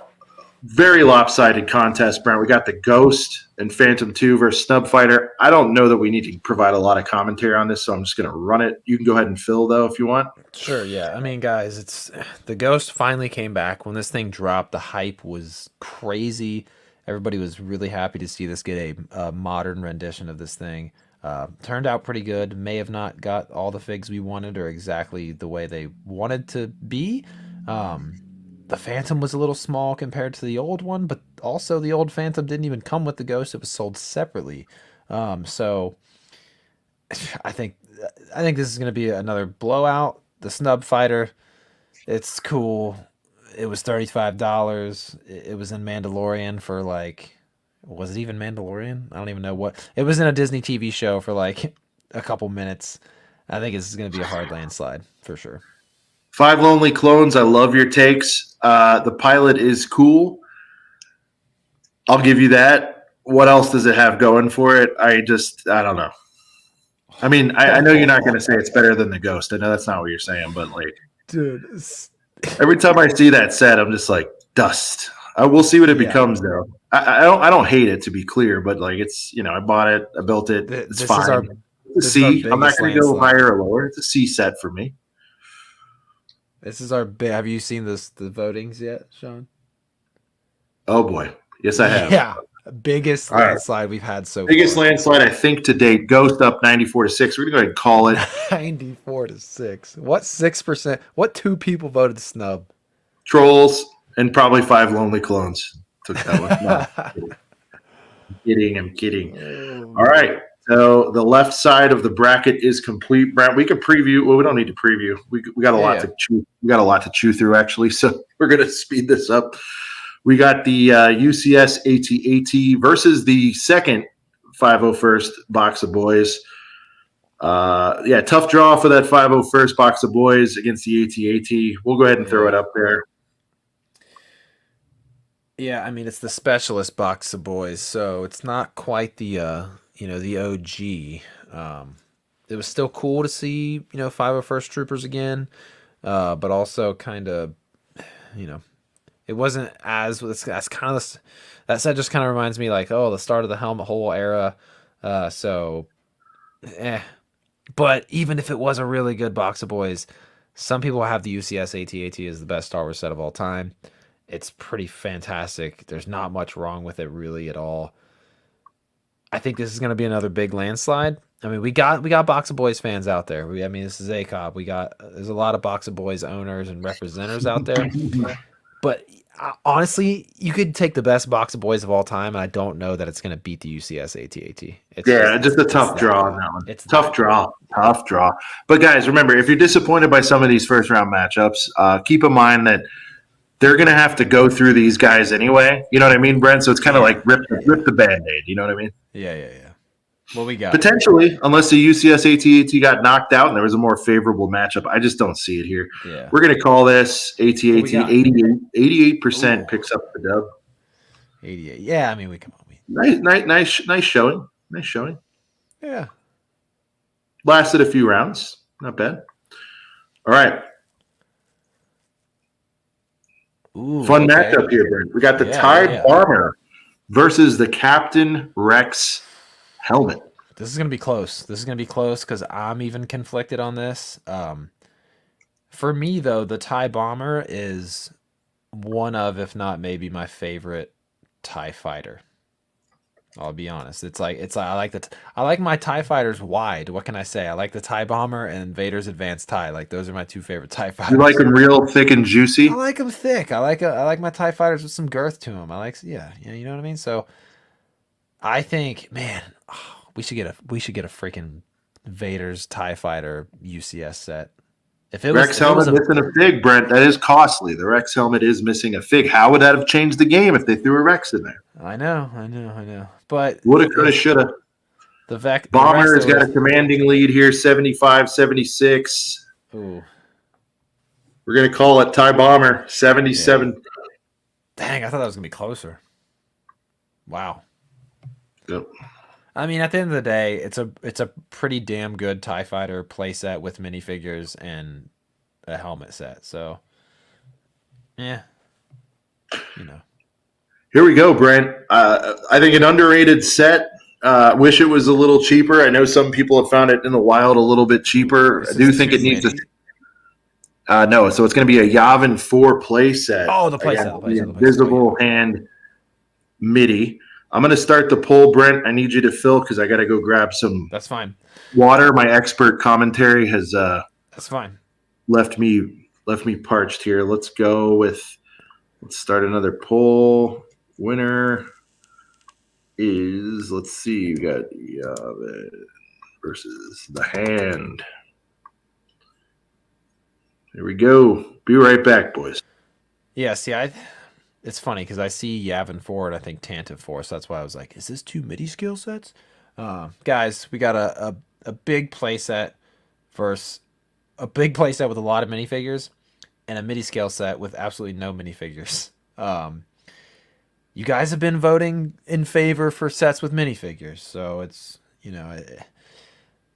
if I had my guess, I think Yavin's going to take this, but I don't know. The Invisible Hand, I think it's the first time it's ever been made. It's a set from Revenge of the Sith. Maybe it had to have that one minifigure for it to win this round here. 42 votes coming in quick here. Let's see what we're looking at here. Wow. We got the Invisible Hand at 62% now. And see, that's just the thing, though, because if I was voting, I think I would go Invisible Hand, too, because even though the Invisible Hand is missing a minifigure, like, Yavin is cool, but it's $170. It's got a 4+ looking tree. I think a lot of us, or at least me, when Yavin came out, I was like, I mean, do they not want to make it more expensive because they'd have to call it a Master Builder series set or what? Because I would have loved to see Yavin get a $200 price point instead of $170. Like, give it $30 more of a build with substance. To me, the build didn't have enough substance. I mean, the throne room, is that what you call the throne? Whatever. The celebration room where they get all their medals. Like, you can't really even fit all the figures in there. I mean, you can fit a lot of the figures, but you can't fit very many comfortably in there. So I think Yavin was lacking some girth. I feel like Yavin should have been a little bit more expensive. And it's got 4+ trees. The only thing that the Invisible Hand is missing is like a Grievous minifigure. Yeah, we got 53 votes in. Yavin's got 40%, and the Hand is on 61% now. So 62% now. As more votes come in, we got 55 votes in here. Can Yavin make the swing? For the 40 of you that haven't voted yet, are you Yavin fans? Are you big enough fans of this set to make a swing? I just think if you're going to critique both sets, there's nothing really wrong with the invisible hand. It's $50. It's worth $50. It's done pretty well. The only thing it's missing is a minifigure. Having a minifigure would make it better, but the fact that it doesn't have a minifigure doesn't really make it worse, or it doesn't really it doesn't take the set down a letter grade. However, Yavin, sure, it's got a lot of minifigures, but the build's lacking a little bit of substance. I think what on the box the build is like. Hold on, I can't even see the comments. I have my screen. Let me see what you guys are saying. Let's see. PNG says Yavin having a horrible build for 170. Yeah. Oh no, he says Yavin having a horrible build, horrible looking build for 170. Eli said I'd buy Yavin for $80 for the figs. The tree killed Yavin. I mean, the tree. I wouldn't say the tree's like the main thing wrong with it. I just think the overall build of Yavin, like it needs more. It needed to be fleshed out a little bit more. Yavin left a lot to be desired. Yavin is poo says talking about not seeing much love for Yavin in the chat, Sean. Yeah. So. No, I hear you, but 60-40, the hand takes the win. So it was a good first round matchup. I enjoyed it. Yeah. So I just think, and I was saying earlier, I don't know if you heard me, but like, I think Yavin's underrated though, and I think people will regret not getting it in a few years. I'm going to leave it at that. Yeah, it's just the build is not that bad. You guys got to go back and look at it again. It was overpriced though. See, Lonely Clones is backing it. It looks good on display. But I don't blame it. I get it. Hey, listen, and I don't know if you covered it. The hand is a tremendous value. It's the best priced. No, that's what I was saying. Like whether or not, like, I could agree or disagree with the fact that Yavin may be overrated or underrated, but like it's just the fact, like, there's more things wrong with Yavin than the invisible hand. Like, the invisible hand is a good value for $50. It looks good. The only thing it's really missing is maybe like a General Grievous minifigure or something thrown in there. But Yavin, it's like, I feel like Yavin, what does it say on the box, for like 9+ or something? Like, it should have been a little bit more intricate and had a little bit more pieces. I don't know. All right, guys, we're going to go ahead and start this next matchup. I think I know how this one's going to go. We got Clone Droid Box of Boys against Yoda's Starfighter. We'll try to make up some time. It's going to be a Box of Boys blowout. That's my prediction. It's going to be an absolute Box of Boys blowout. We'll give it 5 more seconds. It's looking ugly for Yoda. Ugh. Well, the problem is we just had a Yoda Starfighter like not long ago, so it's like no one really cared about it. Well, and then you have an all-timer Box of Boys too. We're going to call it. It got as high as 94-6. It ends at 91-8, which that's not 100, but okay. Wow. Either way. Clone Droid Box of Boys, guys. Only 37 votes. I guess I didn't give enough time maybe on that. No, we ended that pretty quick. Yeah, we've been getting about 55 votes per round. That's it. All right. Someone said both sets are terrible. What's wrong with the Box of Boys? I mean, they have helmet holes, sure, but like, who said that's terrible? Call them out. No, I'm kidding. Yeah, Oddball. Come on, Oddball. He's the name checks out. He's all right. All right, guys. Up next, this is in my mind, it's a tight matchup, Brent. I don't know how the gang feels here, but we got UCS Luke's Land Speeder against the E-Wing and the Shin Hati Starfighter. I'm going to get that going here. Yeah, I mean, close matchup. I actually, you know what? I don't even think I have the Shin Hati and E-Wing yet. I don't have it yet. But I don't know. Luke's Land Speeder's cool. But the Luke's Land Speeder was like the first UCS set that came out, and I was like not super excited about it right away, you know? So I think I might be leaning E-wing. I love the 2-pack I know idea. you do. I You love that, love like that I love the concept. continuity stuff. Dude, Yeah. but like that freaking they're gonna do a 2-pack for Shin Hati Starfighter and an E-Wing, but not give us a 2-pack of Sebulba's Pod Racer and Anakin's Pod Racer for the 25th It wasn't a anniversary. new show, Brent, that they're trying to push. Yeah, You know what I fuck mean? that new show though. So, excuse my French. We don't really drop that many f-bombs on here anymore. But like, my Inner Hive came out. Like, I get it's a new show, but like, if they're gonna, I don't know, man. But then we got this 80. Think about this. You could spend $110 and get 2 decently fleshed out play scale starfighters in this E-wing set, or you can spend $30 less and get a little diorama of 2 little baby pod racers. Shin Hati That's wins crazy. 72% on that one. Damn. I think that's going to be a sleeper, like long-term, awesome set. By the way, Yeah. because that E-wing is awesome. It's the next. Oh, the You know, E-wing's gonna be sleep. Yeah. Well, it's the evolution of the X-wing. It's got that DNA of an X-wing. It's the first one, I believe. No, they've put out a different one. Yeah, they did put out one other one before. But all right, up next we've got the Executor MIDI. This set came out of nowhere, Brent. It was a shock drop, if you recall. That came out of nowhere. Really kind of kicked off the line. A lot of people count the Nebulon B frigate. But it's up against another one of those first round matchups, dude. We got 2 packs, and if this wins, we're gonna have a battle of the Tupacs, Brent. But we got Executor MIDI versus TIE Interceptor and Fang Fighter. I don't think any of these MIDI sets. Here we go, guys. This one's gonna be a classic right here. Let's see. None of these MIDI scale ships have got past the first round. I don't think. Man, I want to see the Interceptor win just to see the battle of the 2 packs, but I don't know. We'll see. We'll see what this vote's looking like here in a second. Here we go. We live, boys. Let's see what we got. Executor versus the Tien Fang. Tien Fang jumps out to a quick lead at 75%. Ooh, comes back down to 58. 58-42. Brent, we're going to let this one run for a bit. This one's a tight matchup. Yeah, we got to let this go. Again, guys, the value on the Executor, the execution on that is fantastic, but you are running up against a bulldozer. But here's the deal, Brent. The E-Wing Shin Hati, it's tough to pick a weakness there. Obviously, with this one, the Fang Fighter is the weaker of the 2, but it's not as bad as some people have made it out to be, in my opinion. Yeah. My favorite thing about the E-Wing and Shin Hati Starfighter is that they're not gray. We got some color. Hey, that's as good a reason as any. Dang, dude, 49.51.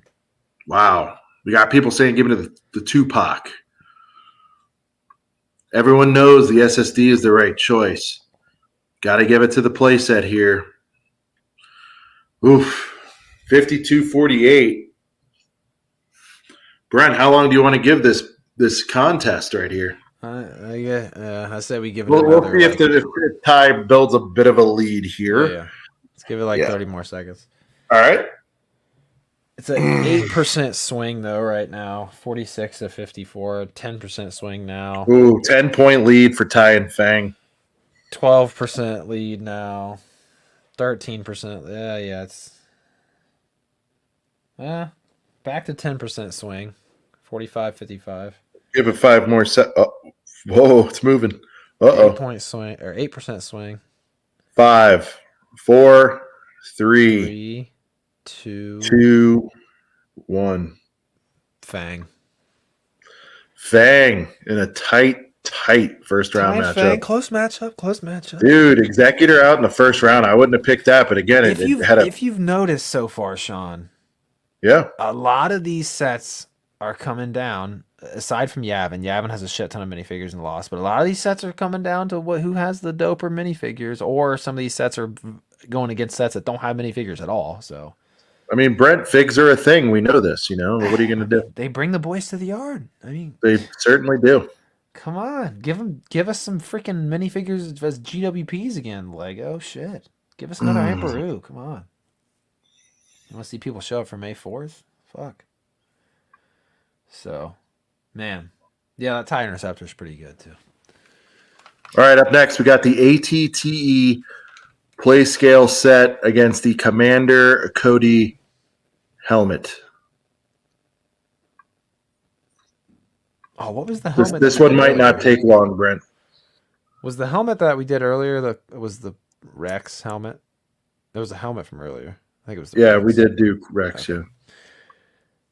Yeah, this is probably going to be not a complete landslide for ATTE, but I think the ATTE I'm was, thinking like a 90% win here, but let's yeah, see. like people wanted the ATAT pretty bad for a while before it came back out.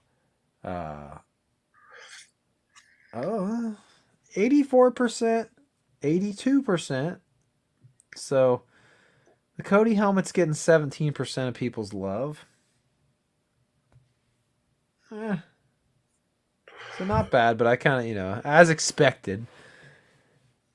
Tiger said, "Did we do Boosh yet?" No, I don't think Boosh is in here. I made a decision to cut Bush. I like Bush, but even if it got past the first round, I don't know that it would have made it much further. We're calling it here for the ATTE. 82% ATT. Final first round matchup, Brent. We got the UCS Venator versus the 332nd. This one should be quick.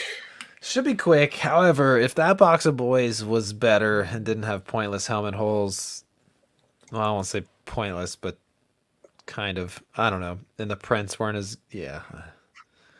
Don't need to say too much there, but yeah, it's going to go Venator. It's Benny versus the boys. Let's see what it is here. All right, boys are boys got 14%. What a little bit of a pulse for the boys, but I think the boys are about to get dusted here. Yeah. The boys are back in town, but there's a new sheriff in town. We're going to call this Venny 87% of the vote. Now these matchups, don't you worry, guys. These matchups are going to get spicy again, for sure. Listen, I think we probably had, I don't know, what, good 5, maybe, like tight, decently fun match. You're going to have blowouts in the first round. I mean, this is, it is what it is. Brent, taking a look at it, any upsets in your mind? I don't think there's been anything crazy yet. Yeah, I wouldn't say crazy upsets. You could say Baby R2D2 is kind of an upset over the UCS because at its face value, if you just think about that, it's like, wow, a play scale. What would you rather have? Yeah, right. Well, it's like just thinking that a play scale version beat the UCS version, and they're both new sets. It's not like a new play scale is beating an old ass UCS set, so that's kind of an upset. But it makes sense. It's interesting. What else was pretty close? We got some crazy matchups coming up next in the second round, though. Starting to catch my eye on some of these matchups. None of the mini scale ships got past the first round. I was I don't know.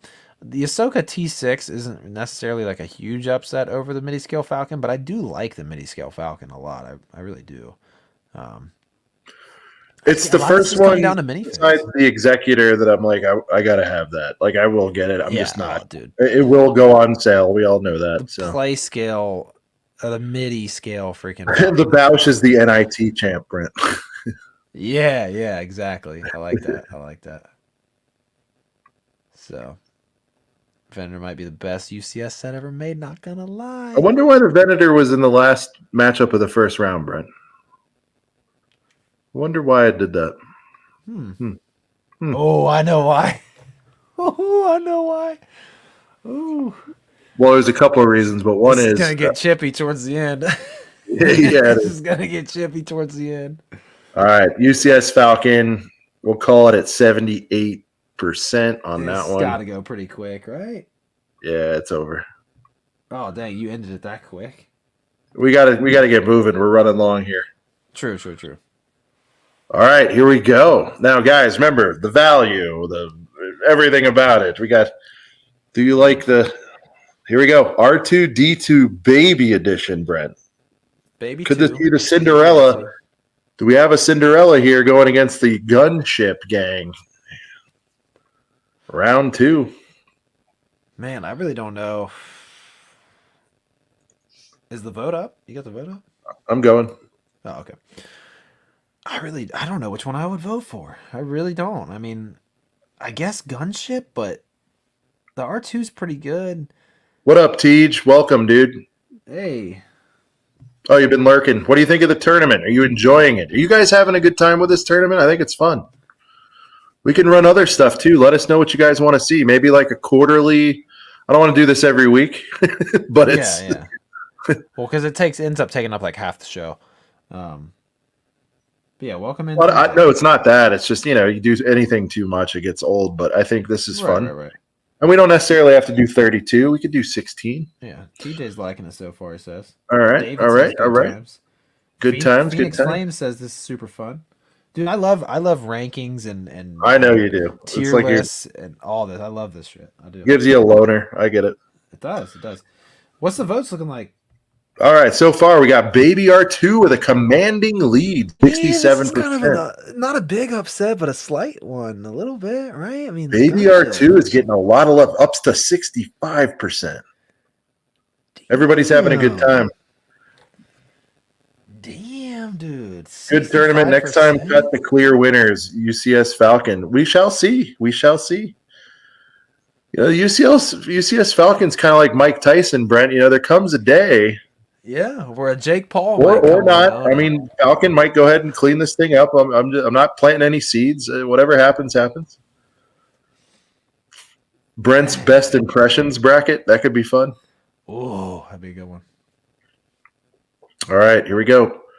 We're looking at it. We're going to call it. We have to call it. Baby R2, 67. Damn, that's a slight upset. I'm going to call that as a pretty, that's a pretty. Yeah, that's an upset in my eyes. Is there some recency bias, Brent? Or is it people don't like how the Gunship came out? What do you think? Well, a little bit of both, because, I mean, if the Gunship had some better clones in there, or I feel like Coruscant Gunship's like cool, but I think a lot of people just wanted a play scale version of like the regular Gunship, and we didn't get that. I don't know with this. I think with this R2, man, is like, as I already own the UCS one, but the people that didn't buy that UCS one, I think they're just tickled pink right now, because they're like, I can spend I can spend only 100 versus 240 and get a product that looks just as good, and I get a couple minifigs with it. So I think to the either the people that are newer to the scene that have just started collecting again, or just the people that didn't already spend their 240 on a giant R2D2, I think they're just super happy with what this Baby R2 is looking like. So yeah, Baby R2 getting some love. It's a good set. Solid. I can't wait to Brent, we get into something that, I mean, quite frankly, could have been a semifinal possibly, but dude, we're getting a second round heavyweight sort of championship match, 2 UCS, 2 MBS, whatever you want to call it. Early, we're getting UCS Razor Crest versus Mos Eisley Cantina. Poll is up. Let's take a peek over here. Mos Eisley with this is one of those matchups that's like prime time. This matchup's on at 7:00. It's on every TV when you go into the freaking Roosters, man. Exactly, dude. Sean knows about Roosters. I know what's up with Roosters. Yeah, it's the Ohio version of Hooters. yeah, the ghetto Hooters. They couldn't get a Hooters, but they got a Roosters, so that's cool. Yeah, Chillicothe's not big enough for a Hooters, unfortunately. Mos Eisley commanding lead, 77, has not dipped below 77. We're going to call this Mos Eisley, 77%. It's too good.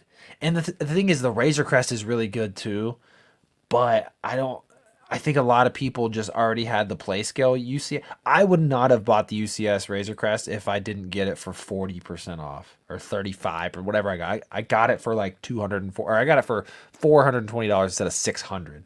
I would have never bought it if it wasn't on a deep deal like that. Definitely. But like Mos Eisley's like full price Jones for a lot of people. So that's a clear winner, I think. Yep. I don't think that one's been on a disky yet either. No. In fact, it went up. It went up. It was 350. It was 350 at one point. That's crazy. That's crazy.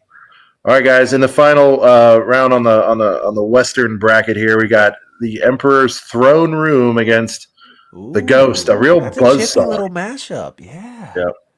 that's a chippy little matchup. I think it's gonna go Ghost, but the Emperor's Throne Room is really good. It's really good. Ghost is just wiping the floor here Yeah, I with the figured it Throner. would. We're going to 300. call it 89% on that one. Dang, dude. Yeesh. And look I at thought that this was gonna next be a match little bit that's closer at coming. It's least. going to be a friggin' war in the next round. Unbelievable. Wow, All what a right. final four for that side. Yep. All right. We got the UCS AT-AT taking on the TIE Bomber, Brent. 2 Empire Strikes Back sets. I think it's gonna be a landslide for the AT-AT for sure. TIE Bomber's great, but it's not UCS AT-AT great. But we'll see how much love the TIE Bomber has. I love it, but I bought UCS AT-AT for full price day one. You're running into a buzzsaw. I love the Bomber. This isn't fair. I know, guys. Look, I mean, this is the way we're doing it this way. I'm hearing what some of you guys are saying. We got to determine a champion. It's up to you guys to determine if something's a better value. 95. Oh, wait. Oh, we're getting some swing here. You get some swing. Listen, not everybody's down for it, dude. 15% people TIE Bomber. I don't know where Sean went. 15% people went TIE Bomber. I get it. But seeing some swing back. Yeah. The thing is, guys, is like, again, it's similar to when the Razor Crest was going up. Crotch cam. That's why I turned it off. Yeah. I have tan shorts on too. It looked like straight nudity. Yeah. Let's get it up here. What do we got here? It's landslide. You know it would be. Yeah, we figured it would be. I'm a little bummed though because I would have liked to see the Bomber. I thought could have made a run, Brent. Yeah, that's a solid set. Really good girth cam. That's right. That's a girth cam. We'll call it. All right. Brent, what's the next one? So I don't have to pop out. Next one is Invisible Hand and the Clone Box of Boys, the Clone Droid Box of Boys, the new Box of Boys. It's a good matchup right there. Good little Clone Wars matchup right there. All right, here we go. Make sure you don't forget to put UCS AT-AT as the winner whenever you come back. Oh, good call. Oh. All right.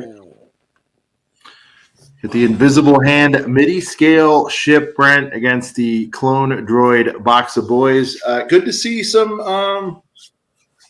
lower priced boys still hanging out here in the second round. Yeah.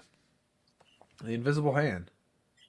We will have a $50 or less set making the Elite 8, Brent. Yeah. That's cool. Sure. Yeah, because both of these, one's 50, one's 30. I think the Box of Boys squad is going to show up for this one, though. We'll see. Loader for the crotch cam. Bomber could have made a run. I could have, man. I don't know. There were some sets. After I saw the draw, I think everything's kind of going. Well, if you put this is the thing. If you put the TIE Bomber up against a UCS set like the Razor Crest, I think the TIE Bomber could take that down. Razor Crest is getting a lot of hate. Yeah, that's true. But if that's the thing. You put the Bomber against the UCS AT-AT, it's so good. The boys are commanding lead, Brent, 65%. That's why we like to see the Box of Boys crew showing up. We're going to call it. It's been pretty static here. 65% of the vote going to the Box of Boys. $30. All right, Brent. Probably the hottest matchup of the second round. The Mos Eisley was a Hey, I'm heater as glad the well. Girth Gang's voting, and we don't have to hash this out between the two of us. I'll tell you that Yeah, much. yeah. I will tell you that much because that's tough. I'm going Ewing. I'm going Ewing Shin Hati simply because it's got some nice color in there. It's a little different other than all the gray ships we see in Star Wars. So I think the color for that, the pop of the color with both those, that's what gets it for me. And you got the IKEA droid.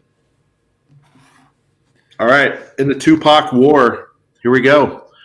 We got the Ewing Hottie in the Ewing Intercept Hottie. My Fang. Here we go. Intercept my fang. Oh, Sean is awesome, guys. Here we That's go. hilarious. 64-36. Hottie jumps out. Fang making a comeback. Oh, no, shut down by Hottie. Tupac War.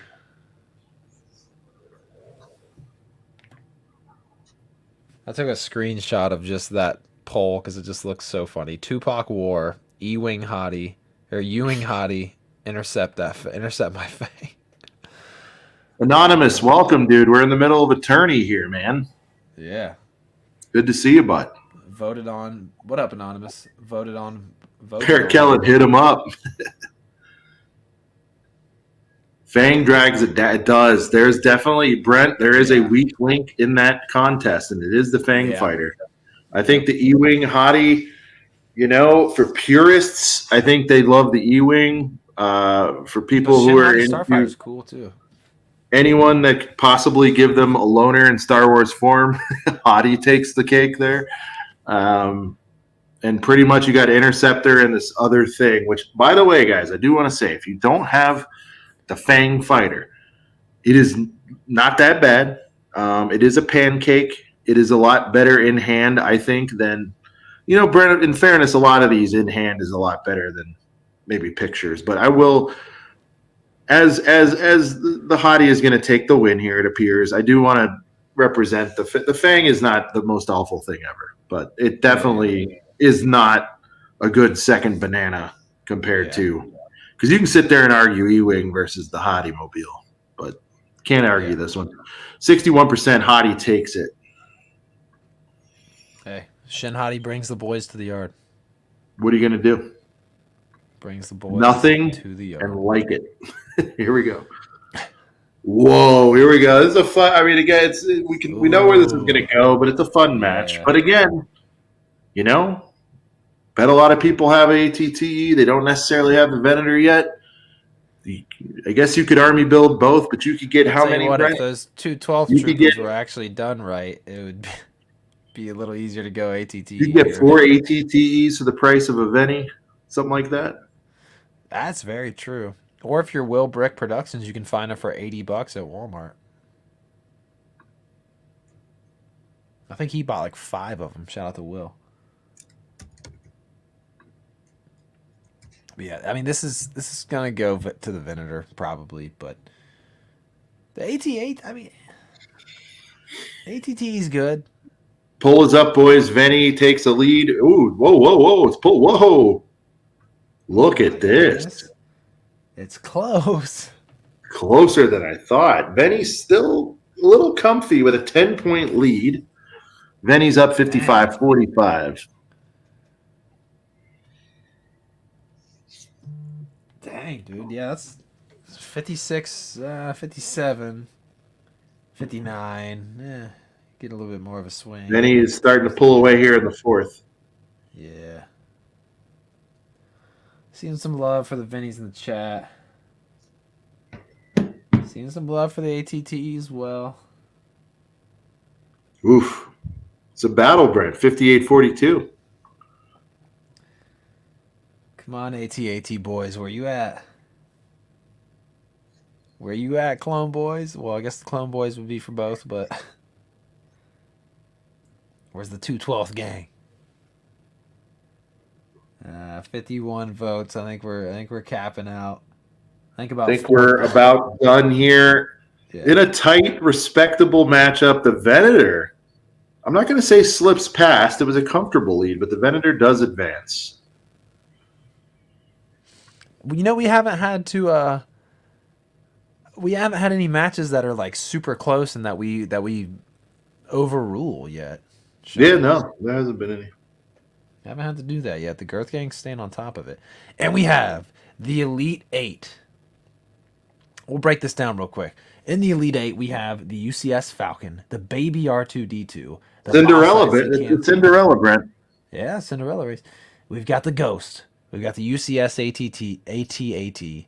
We've got the new box of boys, the clones and the droids, the Shin Hati and E-Wing, and the UCS Venator. I don't know if you mentioned good Mos sets. Eisley Cantina. Yeah, so. Yeah, I said Mos, yeah. Okay. That's 8 really good sets, boys. That's 8 Here we really go. good sets. Elite Eight action. We got the UCS Falcon versus the R2D2 What's going to baby. happen right here? Well, I mean, you know. R2D2's been surprising me. Who did R2D2 take down to get here? I forget. Scroll over just a little bit. Yeah, one sec. Well, let me start this and then. Oh, heard. Sorry. But I mean, Baby R2 has surprised me. We'll see. See what the Baby boys R2 has taken down. Oh yeah, the gunship right before that. Took down the gunship and then the big. And actually, Brent, by proxy, it also took down the X-Wing, the UCS X-Wing. You think about it. Yeah, because it took down. But if things were changed, Brent. If the UCS X-Wing won. If the UCS X-Wing took on Baby in the first round, it might not have made it this far. We don't know. That's true. That's interesting. It's all about matchups. What do we got? Falcon, big time lead. I guess the fun party is over. We'll call it 70-30. Good run. Strong showing from Baby R2. Yeah. Eliminated at the hands of the Falcon. Nothing to be embarrassed about. Nothing to be embarrassed. Falcon's too good. I think if you're Baby R2, you're just happy to get to the third round in this tournament. Happy to get to the Elite Eight. Probably the hottest matchup of the Elite Eight, Brent. It is time for the Mos Eisley Cantina versus the Ghost and Phantom 2. This is interesting. It is. Man. Ghost is just so good. OT boys against the new school. Against the Rebels fans. We got the OT boys. So this is gonna be interesting. I think Moss again, like 2 good sets, but one of them is just like an all-time great, and like the Ghost is really good. But I think they're both all-time greats, man. I mean, this Ghost is going to be just as sought after, I think, as the last one. Yeah. Okay, maybe not as, but up there. You know what I mean? Yeah, oh no, it's definitely a solid remake. Like they didn't not do it justice. Like they definitely came through. They came correct with the new. Brent, early showings, Mos Eisley is wiping the floor with the Ghost. It's so good, and I feel like a lot of people forget sometimes that it's not even retired yet. Like it's. I think so, Brent. I think that's what we're seeing. Good. If this tournament is doing anything, it's reminding people that Mos Eisley is still out there, and whether you have it or not, you got to show respect. Yeah, I think there's at least 10 people that are gonna come out of the stream like, damn, I haven't bought that yet, and it's still available. Because dude, that's one like it came out for $350. It's $400 right now. I think as soon as it's a deal at $400. I mean, it's a deal. I mean, what do you think? How high do you think that's gonna jump? Like 6 months after retirement, you think it's gonna 700 almost? Yeah, that's what I was about to say. So almost double. I think so. Original. Technically, 700 is double the OG price, but obviously we've had a 2-year term of it being 400. Yeah, it's so good. What do we? Wow, I thought this would be tighter, but it is. It's over, man. Mos Eisley 78-22. So good. Damn, it's so good.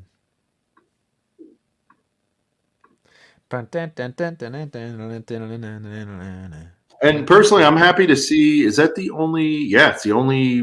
We got one more play set out there. If you want to count the Box of Boys a little bit. Oh, yeah, Box of Boys is a play set for sure. For sure. Shin All Hati right. too, play scale, but location based, I guess I would say. All right, UCS AT-AT versus the Clone Droid Box of Boys. Is the Box of Boys gang going to pull what would be the biggest upset of the tournament, Brent? This would be the biggest upset of the tournament. Honestly, I love the AT-AT, but I would love to see the new Box of Boys get there. Honestly, the new Box of Boys would get there if the clones were perfect, but they're not. So we'll see how that goes.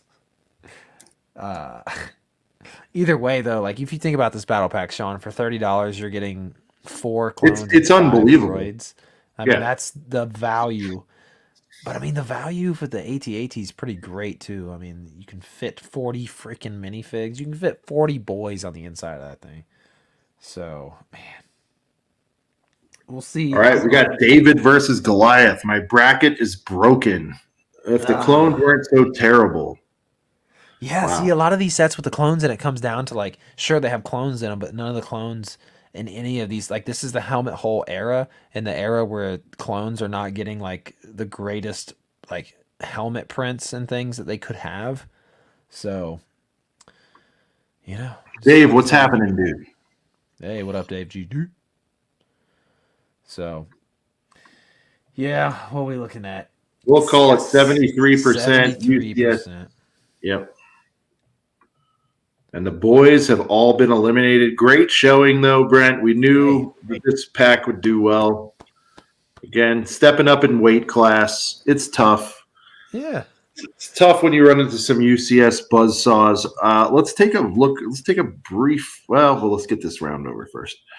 Because I want to see. I feel like, what is it? 2 UCSs have been knocked out. yeah, Land Speeder, and the crest. Razor Crest, Mm-hmm. and the X-Wing. Oh yeah.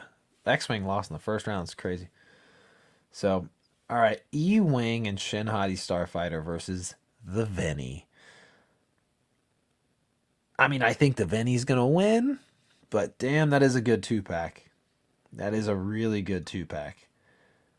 Hopefully, hopefully it's a close showing, but it's probably gonna be the Venny, which is gonna be a crazy matchup against the AT-AT. It's gonna be a crazy matchup against the AT-AT. So we'll see. We'll see. Shin Hati Express versus the Venny. Get them votes in, baby. Get them votes in. Oh. Oops, Shin's putting up a little bit of a fight, but the Venator is probably just too much at this point. 69%, 71%. Oh, yeah. Back down to 68, but it's not enough love to overtake the Venny. I mean, the Venny's Got a lot of Venny puns. My cousin Venny. my cousin Venny. That's funny. My Yeah, the cousin Wang Venny. got X'd. The X Wang took a L in the first round. I mean, that's crazy. That is. We'll look back at it and laugh Look one back day. at But it. here we go. Venator holding strong. We're going to go ahead and call it. Great showing by Shin Hati and the E-Wing Express, but not happening. Venator, 67% of the vote. Yeah. You know, happy that the E-Wing and the Shin Hati Starfighter made it to the Elite Eight. I mean, it's a great set. It's a great set. Well, Brent, we got 4. It comes down to the final 4. All big schools here, Brent. Yep, big schools right here. We got the Ohio States and the Michigans and the Alabamas in here. Yeah. Well, for football, yeah. Oh, yeah. Well, it doesn't matter. Yeah, that's true. Yeah. Whoa, camera went nuts. Give me a sec, boys. I keep moving. All right. Bring her down a little bit. Okay. Final 4, Brent. Man, it's a heavy Final Four. Do you feel like you need to provide any additional analysis here? Well, I would say the dark horse of this Final Four. I mean, we have 3 really big display models versus an incredible almost underrated and slightly forgotten about at this point because it's been on shelves for so long. But Hmm. the canteen. But also, I'll say this: like the AT-AT is a big $800 display model, but for what it's worth, it's got some playability to it. So, No, for sure. man, Yeah. and I'll tell you what, the only set out of these four that lacks in the minifig There's no department, George Mason. No, there is not.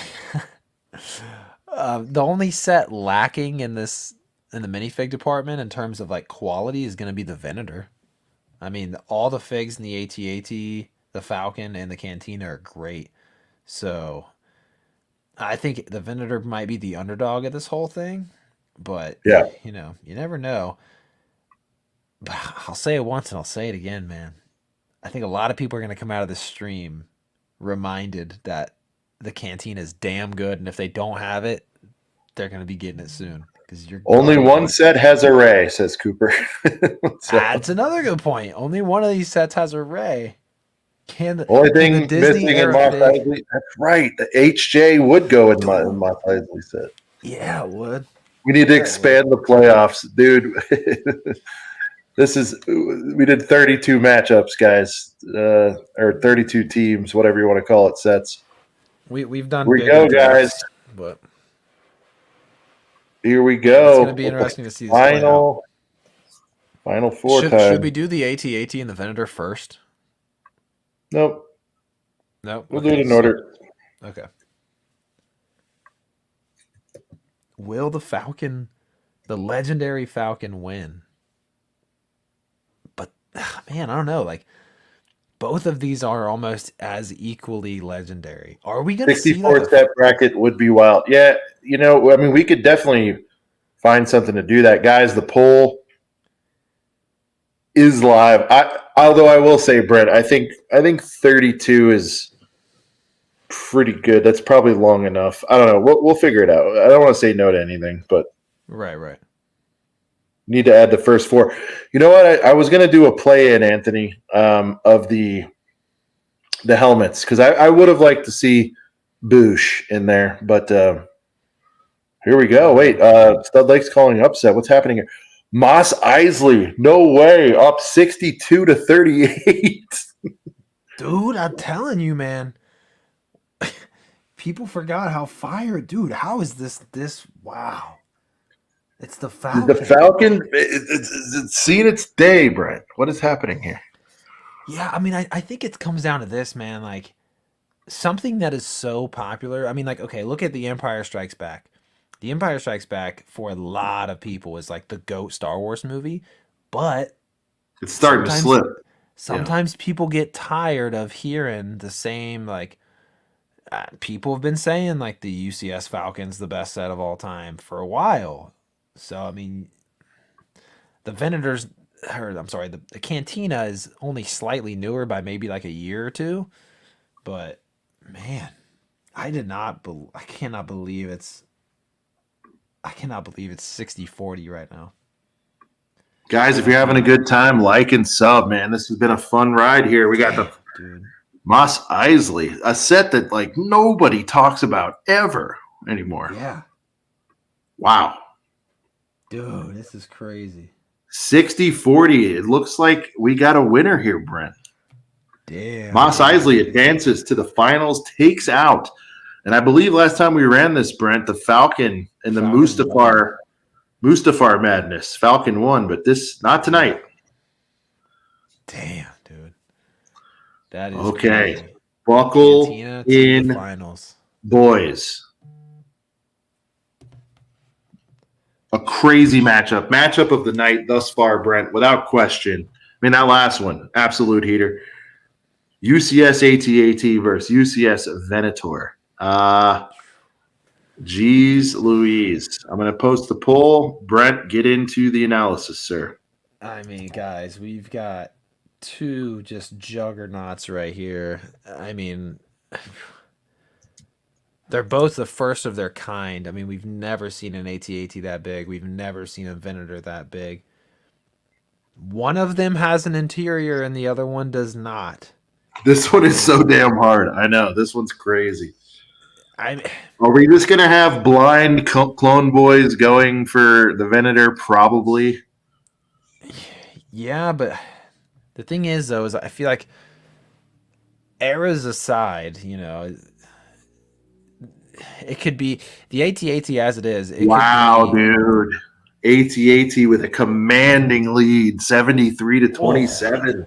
Man, it's that interior and the amount of minifigs, man. I'm telling you. The thing about the Venator is there is no interior. Not that it like needs one, but like it doesn't have one. And Rex, one of them doesn't have sucks. helmet holes. Yeah, and one of them has figures that don't suck. So Anthony is disappointed, 69 to 31, 48 votes in. I think that's enough to call it, Brent. We've been getting around 50. Oh my goodness. It's the little things at this point. Great comment by Eric. Good comment, Eric. Chess thinks this decision is trash. The AT-AT has the figgy pudding. It does. That's something that we haven't talked about, Brent. Yeah. That Venator, it's got 2 figs. And really one that people really want, or and then they didn't really like it. I mean, if you're gonna nitpick, now's the time. Yeah. Wow. 69 to 31. We're gonna call it, boys. AT-AT picks up the dub. If you say at, what do you call an ATST? Atst. An atst. I'm shocked. I thought the Venny was going to just win this thing. Yeah, I mean, maybe if the Rex was good. Whoops. What did they do? Comes down to the little things at this point, I even made a mistake and picked the Venator. Just whoops. All right, guys. This is it. This is for the championship here. Brent, any commentary? It's been a fun tourney. It's been very interesting. Mos Eisley, you can't call it a Cinderella because it's a well endowed set. Yeah. But it did run through some competition. Let's do a quick recap of how the Mos Eisley Cantina got here, Brent. Yeah, absolutely. The journey, if you will. First round took off. The Tanafor is a light snack. Let's be honest, probably the weakest MIDI set of them all so far. Razor Crest. I believe that was almost a squeaker, right? With the Tanev, I think it was like maybe a 60-40, not a squeaker, but a comfortable win, but not a blowout. Razor Crest, of course, advanced, beaten by Mos Eisley Cantina. I'll tell you when I thought this run to the finals might be a real thing, Brent, when Mos Eisley absolutely wiped the floor with the Ghost. The Ghost, yeah. That was like a 70, 30, 80, 20 situation. That's when the Cantina crew started showing up. I'm seeing that put in the chat a lot right now. # Cantina crew. Oh, we got a Cantina crew going? Okay. Yeah, Cantina crew going down there. Shout out to the Girth Gang. So, oh, man. Cantina music plays. Boss is the boss. Dude, this is crazy. A lot of momentum heading into the finals. But I will say, I think the AT-AT has been wiping the floor with a lot of sets as well, Brent. Let's take a look at how the AT-AT got to the finals. Run it back, Brent. Go for it. We talk about the biggest victory, though, is the Cantina overtaking the Goliath UCS Falcon. That was God, yeah, I left that off. Jeez Louise, yeah. Yeah, that was its biggest dub for sure. All right, Brent, run down the history of the AT-AT in this tournament. Guys, the AT-AT in the first round was put up against a decent battle pack, but only a decent battle pack at that. It may have had 501st troops, but that battle pack was plagued by helmet holes and maybe some odd selections in terms of army building. Then, moving on very quickly to a very good set. A lot of people thought this TIE Bomber was going to maybe squeak its way into the Elite 8. Really good set, but it's just the AT-AT is just so damn good. So it's going to take out the TIE Bomber, advance to the next round against another really, really good battle pack. The AT-AT went up against 2 battle packs on its way to the finals. Interesting. Very interesting. The second appearance against the battle pack, much better battle pack, but even still, I think I said this when this match was going on, even the best battle pack ever might not be enough firepower to take out the juggernaut that is the UCS AT-AT. And then on to the conference championship here against the UCS Venator. Crazy come out. I mean, like, a lot of people, Sean included, thought the Venator might be able to get all the way to the championship, but it really comes down to the little things, as a lot of the chat was saying. I mean, the Venator is great, the AT-AT is great, but when you have to pick a winner, it's going to come down to the little things, and that Venator has a crappy Rex. It just does, and it only has 2 minifigures. The Ularen is fine, but it's just, it's Ularen, nothing crazy. So I think when it comes down to it, man, the AT-AT just doesn't really have many flaws, if any at all. The AT-AT to battle packs. Get in my belly. That's ironic that it beat 2 battle packs, because a lot of battle packs can fit in its interior. That's funny. Good comment there, Gabriel. Oh, here we go. All right, boys. It's time for the finals. I'm hearing Joe Mos Eisley Cantina versus the UCS AT-AT. We will get the full up. Here we go. It's time for the main event of the evening. Fighting from the left corner, the Master Builder Series, Mos Eisley Cantina. The voting is right open. Corner. Poll is open. Get your votes in. Fighting in the other corner, we have the Mammoth, the $850 40 minifig Holden, girthy steppin' UCS AT-AT. Alligator shoe wearing. Yeah. Oh, look, that one's wearing Crocs. Man. All right, guys. So far, What is this going Mos Eisley with a huge lead, 70-30. Huge? Huge Damn, lead. dude. Mos Eisley with a big lead so far. Tina Crew, dude. It was a movement that started early in the tournament, Brent, and it is just not going to be denied. We are going to call this. It's over. I mean, with the amount of votes, I don't think a comeback is possible. Mos Eisley Cantina takes the dub in the tournament. I am stunned by this. I thought it would do well, but it ended up winning the whole thing, Brent. Unbelievable. Dang. Showing some respect for the Mos Eisley Cantina. Wow. Now, on a different channel with a different group, this might go quite differently. But the Girth Gang has spoken. I think, Brent, I think this is one, though, that speaks to everybody, right? I mean, the young heads, old heads alike. This is just – we would love to see more of this, quite frankly, from any trilogy, Brent. Let's be honest. Yeah, I mean, like, I think when it comes down to it, like, display sets, like, big UCS sets for display they're great and all. Like, that's awesome. But Lego, in and of itself, they make play sets. So, and, we all might be AFOLs and, old men and women who are into this hobby right now. But I think all of us have, that inner child we all are young at heart. We all loved play sets at one point. Well, that's why we're up late talking about toys. I mean, what are we doing here? Like, look what we're doing here, guys. There's 88 of us in here just like talking about Lego right now. So it's like as much as Lego can give us the black box art and like, oh, display this in your living room and this, that, and the other, like a awesome Master Builder Series playset. I mean, it's fun and it's awesome. All the minifigs have a purpose in that thing. It's not like minifigs are just thrown in there for no reason. It looks great. You got a freaking molded Dewback.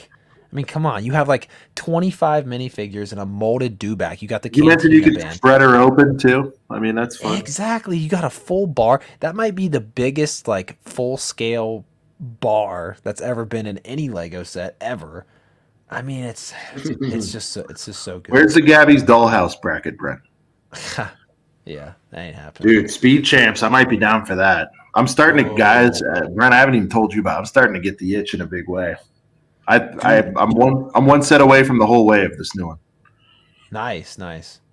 I'm gonna wait till I can save $5 per car and wait till they're. I think FPJ would be really happy with this tournament overall. Not a lot of like known on sale. Yeah, Here's yeah. another thing, Brent. If you look at now, the Falcon's been out long enough. We've seen deals every once in a while.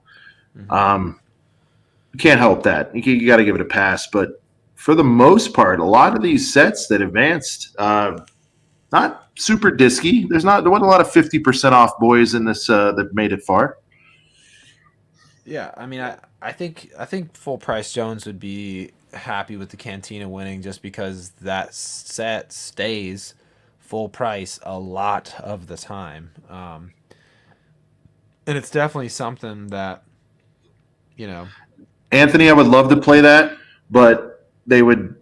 I don't think they'd strike us, but they would demonetize Here you it. can have this. We want our $2 for doing the show.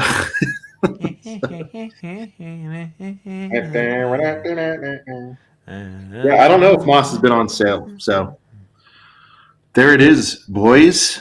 Oh, What a speaking. run. Hold on. Before we end it out, the Girth Yeah. Gang just got girthier. Phoenix, who's had some great comments tonight. Phoenix Flame coming through, becoming a new channel member. The Girth Gang just got girthier. Thank you so much, Phoenix, for becoming a member of the girthiest gang there is. The Girth There you Gang. go. The girthiest gang there is. The girthiest gang there is. And we got another super chat before we head out. Dave GG coming through with that 199 says Master Builder Series Geonosian Arena for 25th anniversary. Yeah, that would be incredible. Man, we could get into that for 20 more minutes, but probably not ever going to happen. Maybe for the 30th anniversary in 2032, but not happening anytime soon. Let me see. AT-AT retires after epic loss. Mhm. Yeah, no, it was a good run. I mean, I honestly, if I was a betting man, I would have said AT-AT or the Falcon. Holds on for one more ride, Brent. But Yeah. yep, turns out. I broke your hearts. How did I break hearts? Let's see. Man, I'm happy that the Cantina, because honestly, like my thoughts was definitely like the Falcon could just run away with this and win. Same thing with the AT-AT, but I think a set that costs half as much as the Falcon and the AT-AT is interesting to see that come away with the W. A definite upset, without a question. A lot of people are. Oh, by saying not going to happen. Yeah, GG. Listen. A Master Builder Series Geonosian Arena would be really, really awesome. I mean, you could have like brick built, like you could brick build those like three beasts. You can have a lot of minifigures in that set. What would be really cool is if they did a Master Builder Series Geonosian Arena, and then if they had like one of those I don't have one on hand, but like the like figure packs, not battle packs, but like the blister checkout aisle hanging. You guys know what I'm talking about, like the fig packs of like just like the 3 clones that we got. It would be great to have that, but just generic Jedi, and then you could just populate that arena with just a crap load of Jedi and stuff. That'd be really awesome. Like, trust me, Dave. Like, I don't want to jinx us by saying that, and I would love to see it happen. It's just right now, I don't like episode 2. Like, we're lucky to get the stuff that we get for episode 1, but we're only getting 3 kind of smaller-ish sets for episode 1. So it's just tough to see Lego doing like a $300 to $400 set from Attack of the Clones, So I mean, as much as everybody loves Clone Wars, like I don't even know if we would ever see like a $400 Clone Wars set. Well, I guess the Venator is a $600 Clone Wars set, but a Master Builder Series type of set. I just don't know if we would see that for anything that wasn't the original trilogy. So I would love to see it happen. I mean, if enough people keep talking about it, which there's been a lot of buzz over the years about Master Builder series, Geonosian Arena, but we'll see. Only time can tell. I would love to see it happen. No, I think it would be wild, man. I think, I don't know if they're ever going to be that generous again. I feel like the Mos Eisley kind of is an end of an era type of set, Yeah, yeah. Sadly, now I mean, Lego didn't do MIDI scale for a long time, and now they just did like 3 or 4 of them. So they can always bring back the Master Builder series, but I just like episode, and I think this would kind of be a similar. I feel like this is a take Sean would have. Episode 2 is just not as popular of. It's not popular enough of a movie to do a $400 set similar to the Cantina. It's just not. Yeah. What a ride, man. What? It was fun. It's been a while. It almost felt like an old school ACOB episode just because we hadn't done like a bracket like this in a while. I'll tell you what, shout out to the Girth Gang. Like, seriously, like, when we were doing this type of stuff, guys, like 2 years ago, we didn't have, I don't even think we knew how to run polls yet. There was probably only like 15 people out there anyways. So, the fact that we had like, roughly 100 of you guys in here for this whole episode and everybody voting and really becoming a part of, I mean, we talk about it all the time, all the time about how the Girth Gang is very much like a character of this show, a part of this show. And this episode here was just, another reason why, showing how awesome you guys are. So. No, for sure, man. Yeah, this wouldn't have been nearly as fun without the boys. Yeah.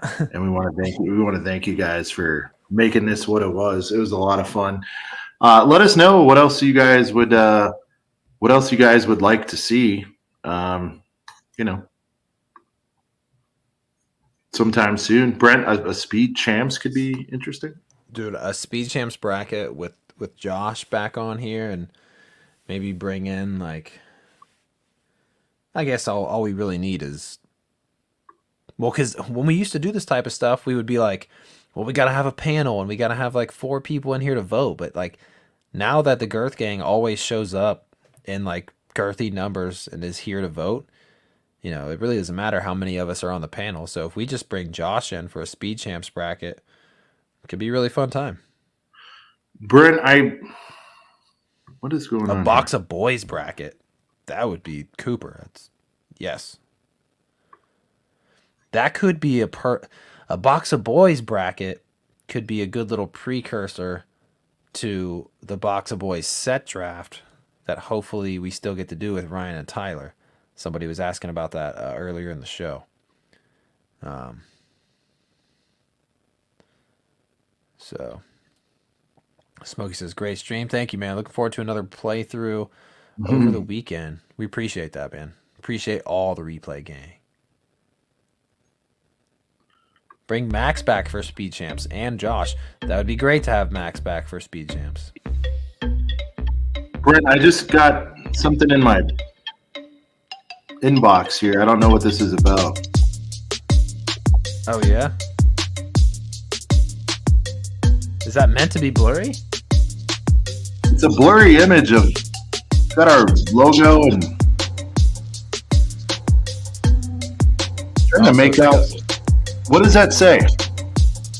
It's like a leak, like a leaked image or something. ACOB box of boys. Those figs? I think so. Right? What the hell's going on? Somebody just dumped that into my DMs. Didn't recognize the name. Maybe the Falcon from a random account dropped that to you. Wow, we're definitely gonna have to see what is up with that. Let me do a little digging. We'll see you guys right here next week. Yeah, we'll see you guys right here on a couple of brickheads. I gotta look into that. Good night, everybody. I'm not sure. Shreddy likes the beat. Oh boy. Night, guys. What the heck? Oh. Sean's gone. Sean's gone. Sean's gone. And here I am. Do I end the stream now? I think I probably should end the stream. Sean's coming back. Maybe we'll see what he's coming back with. Should I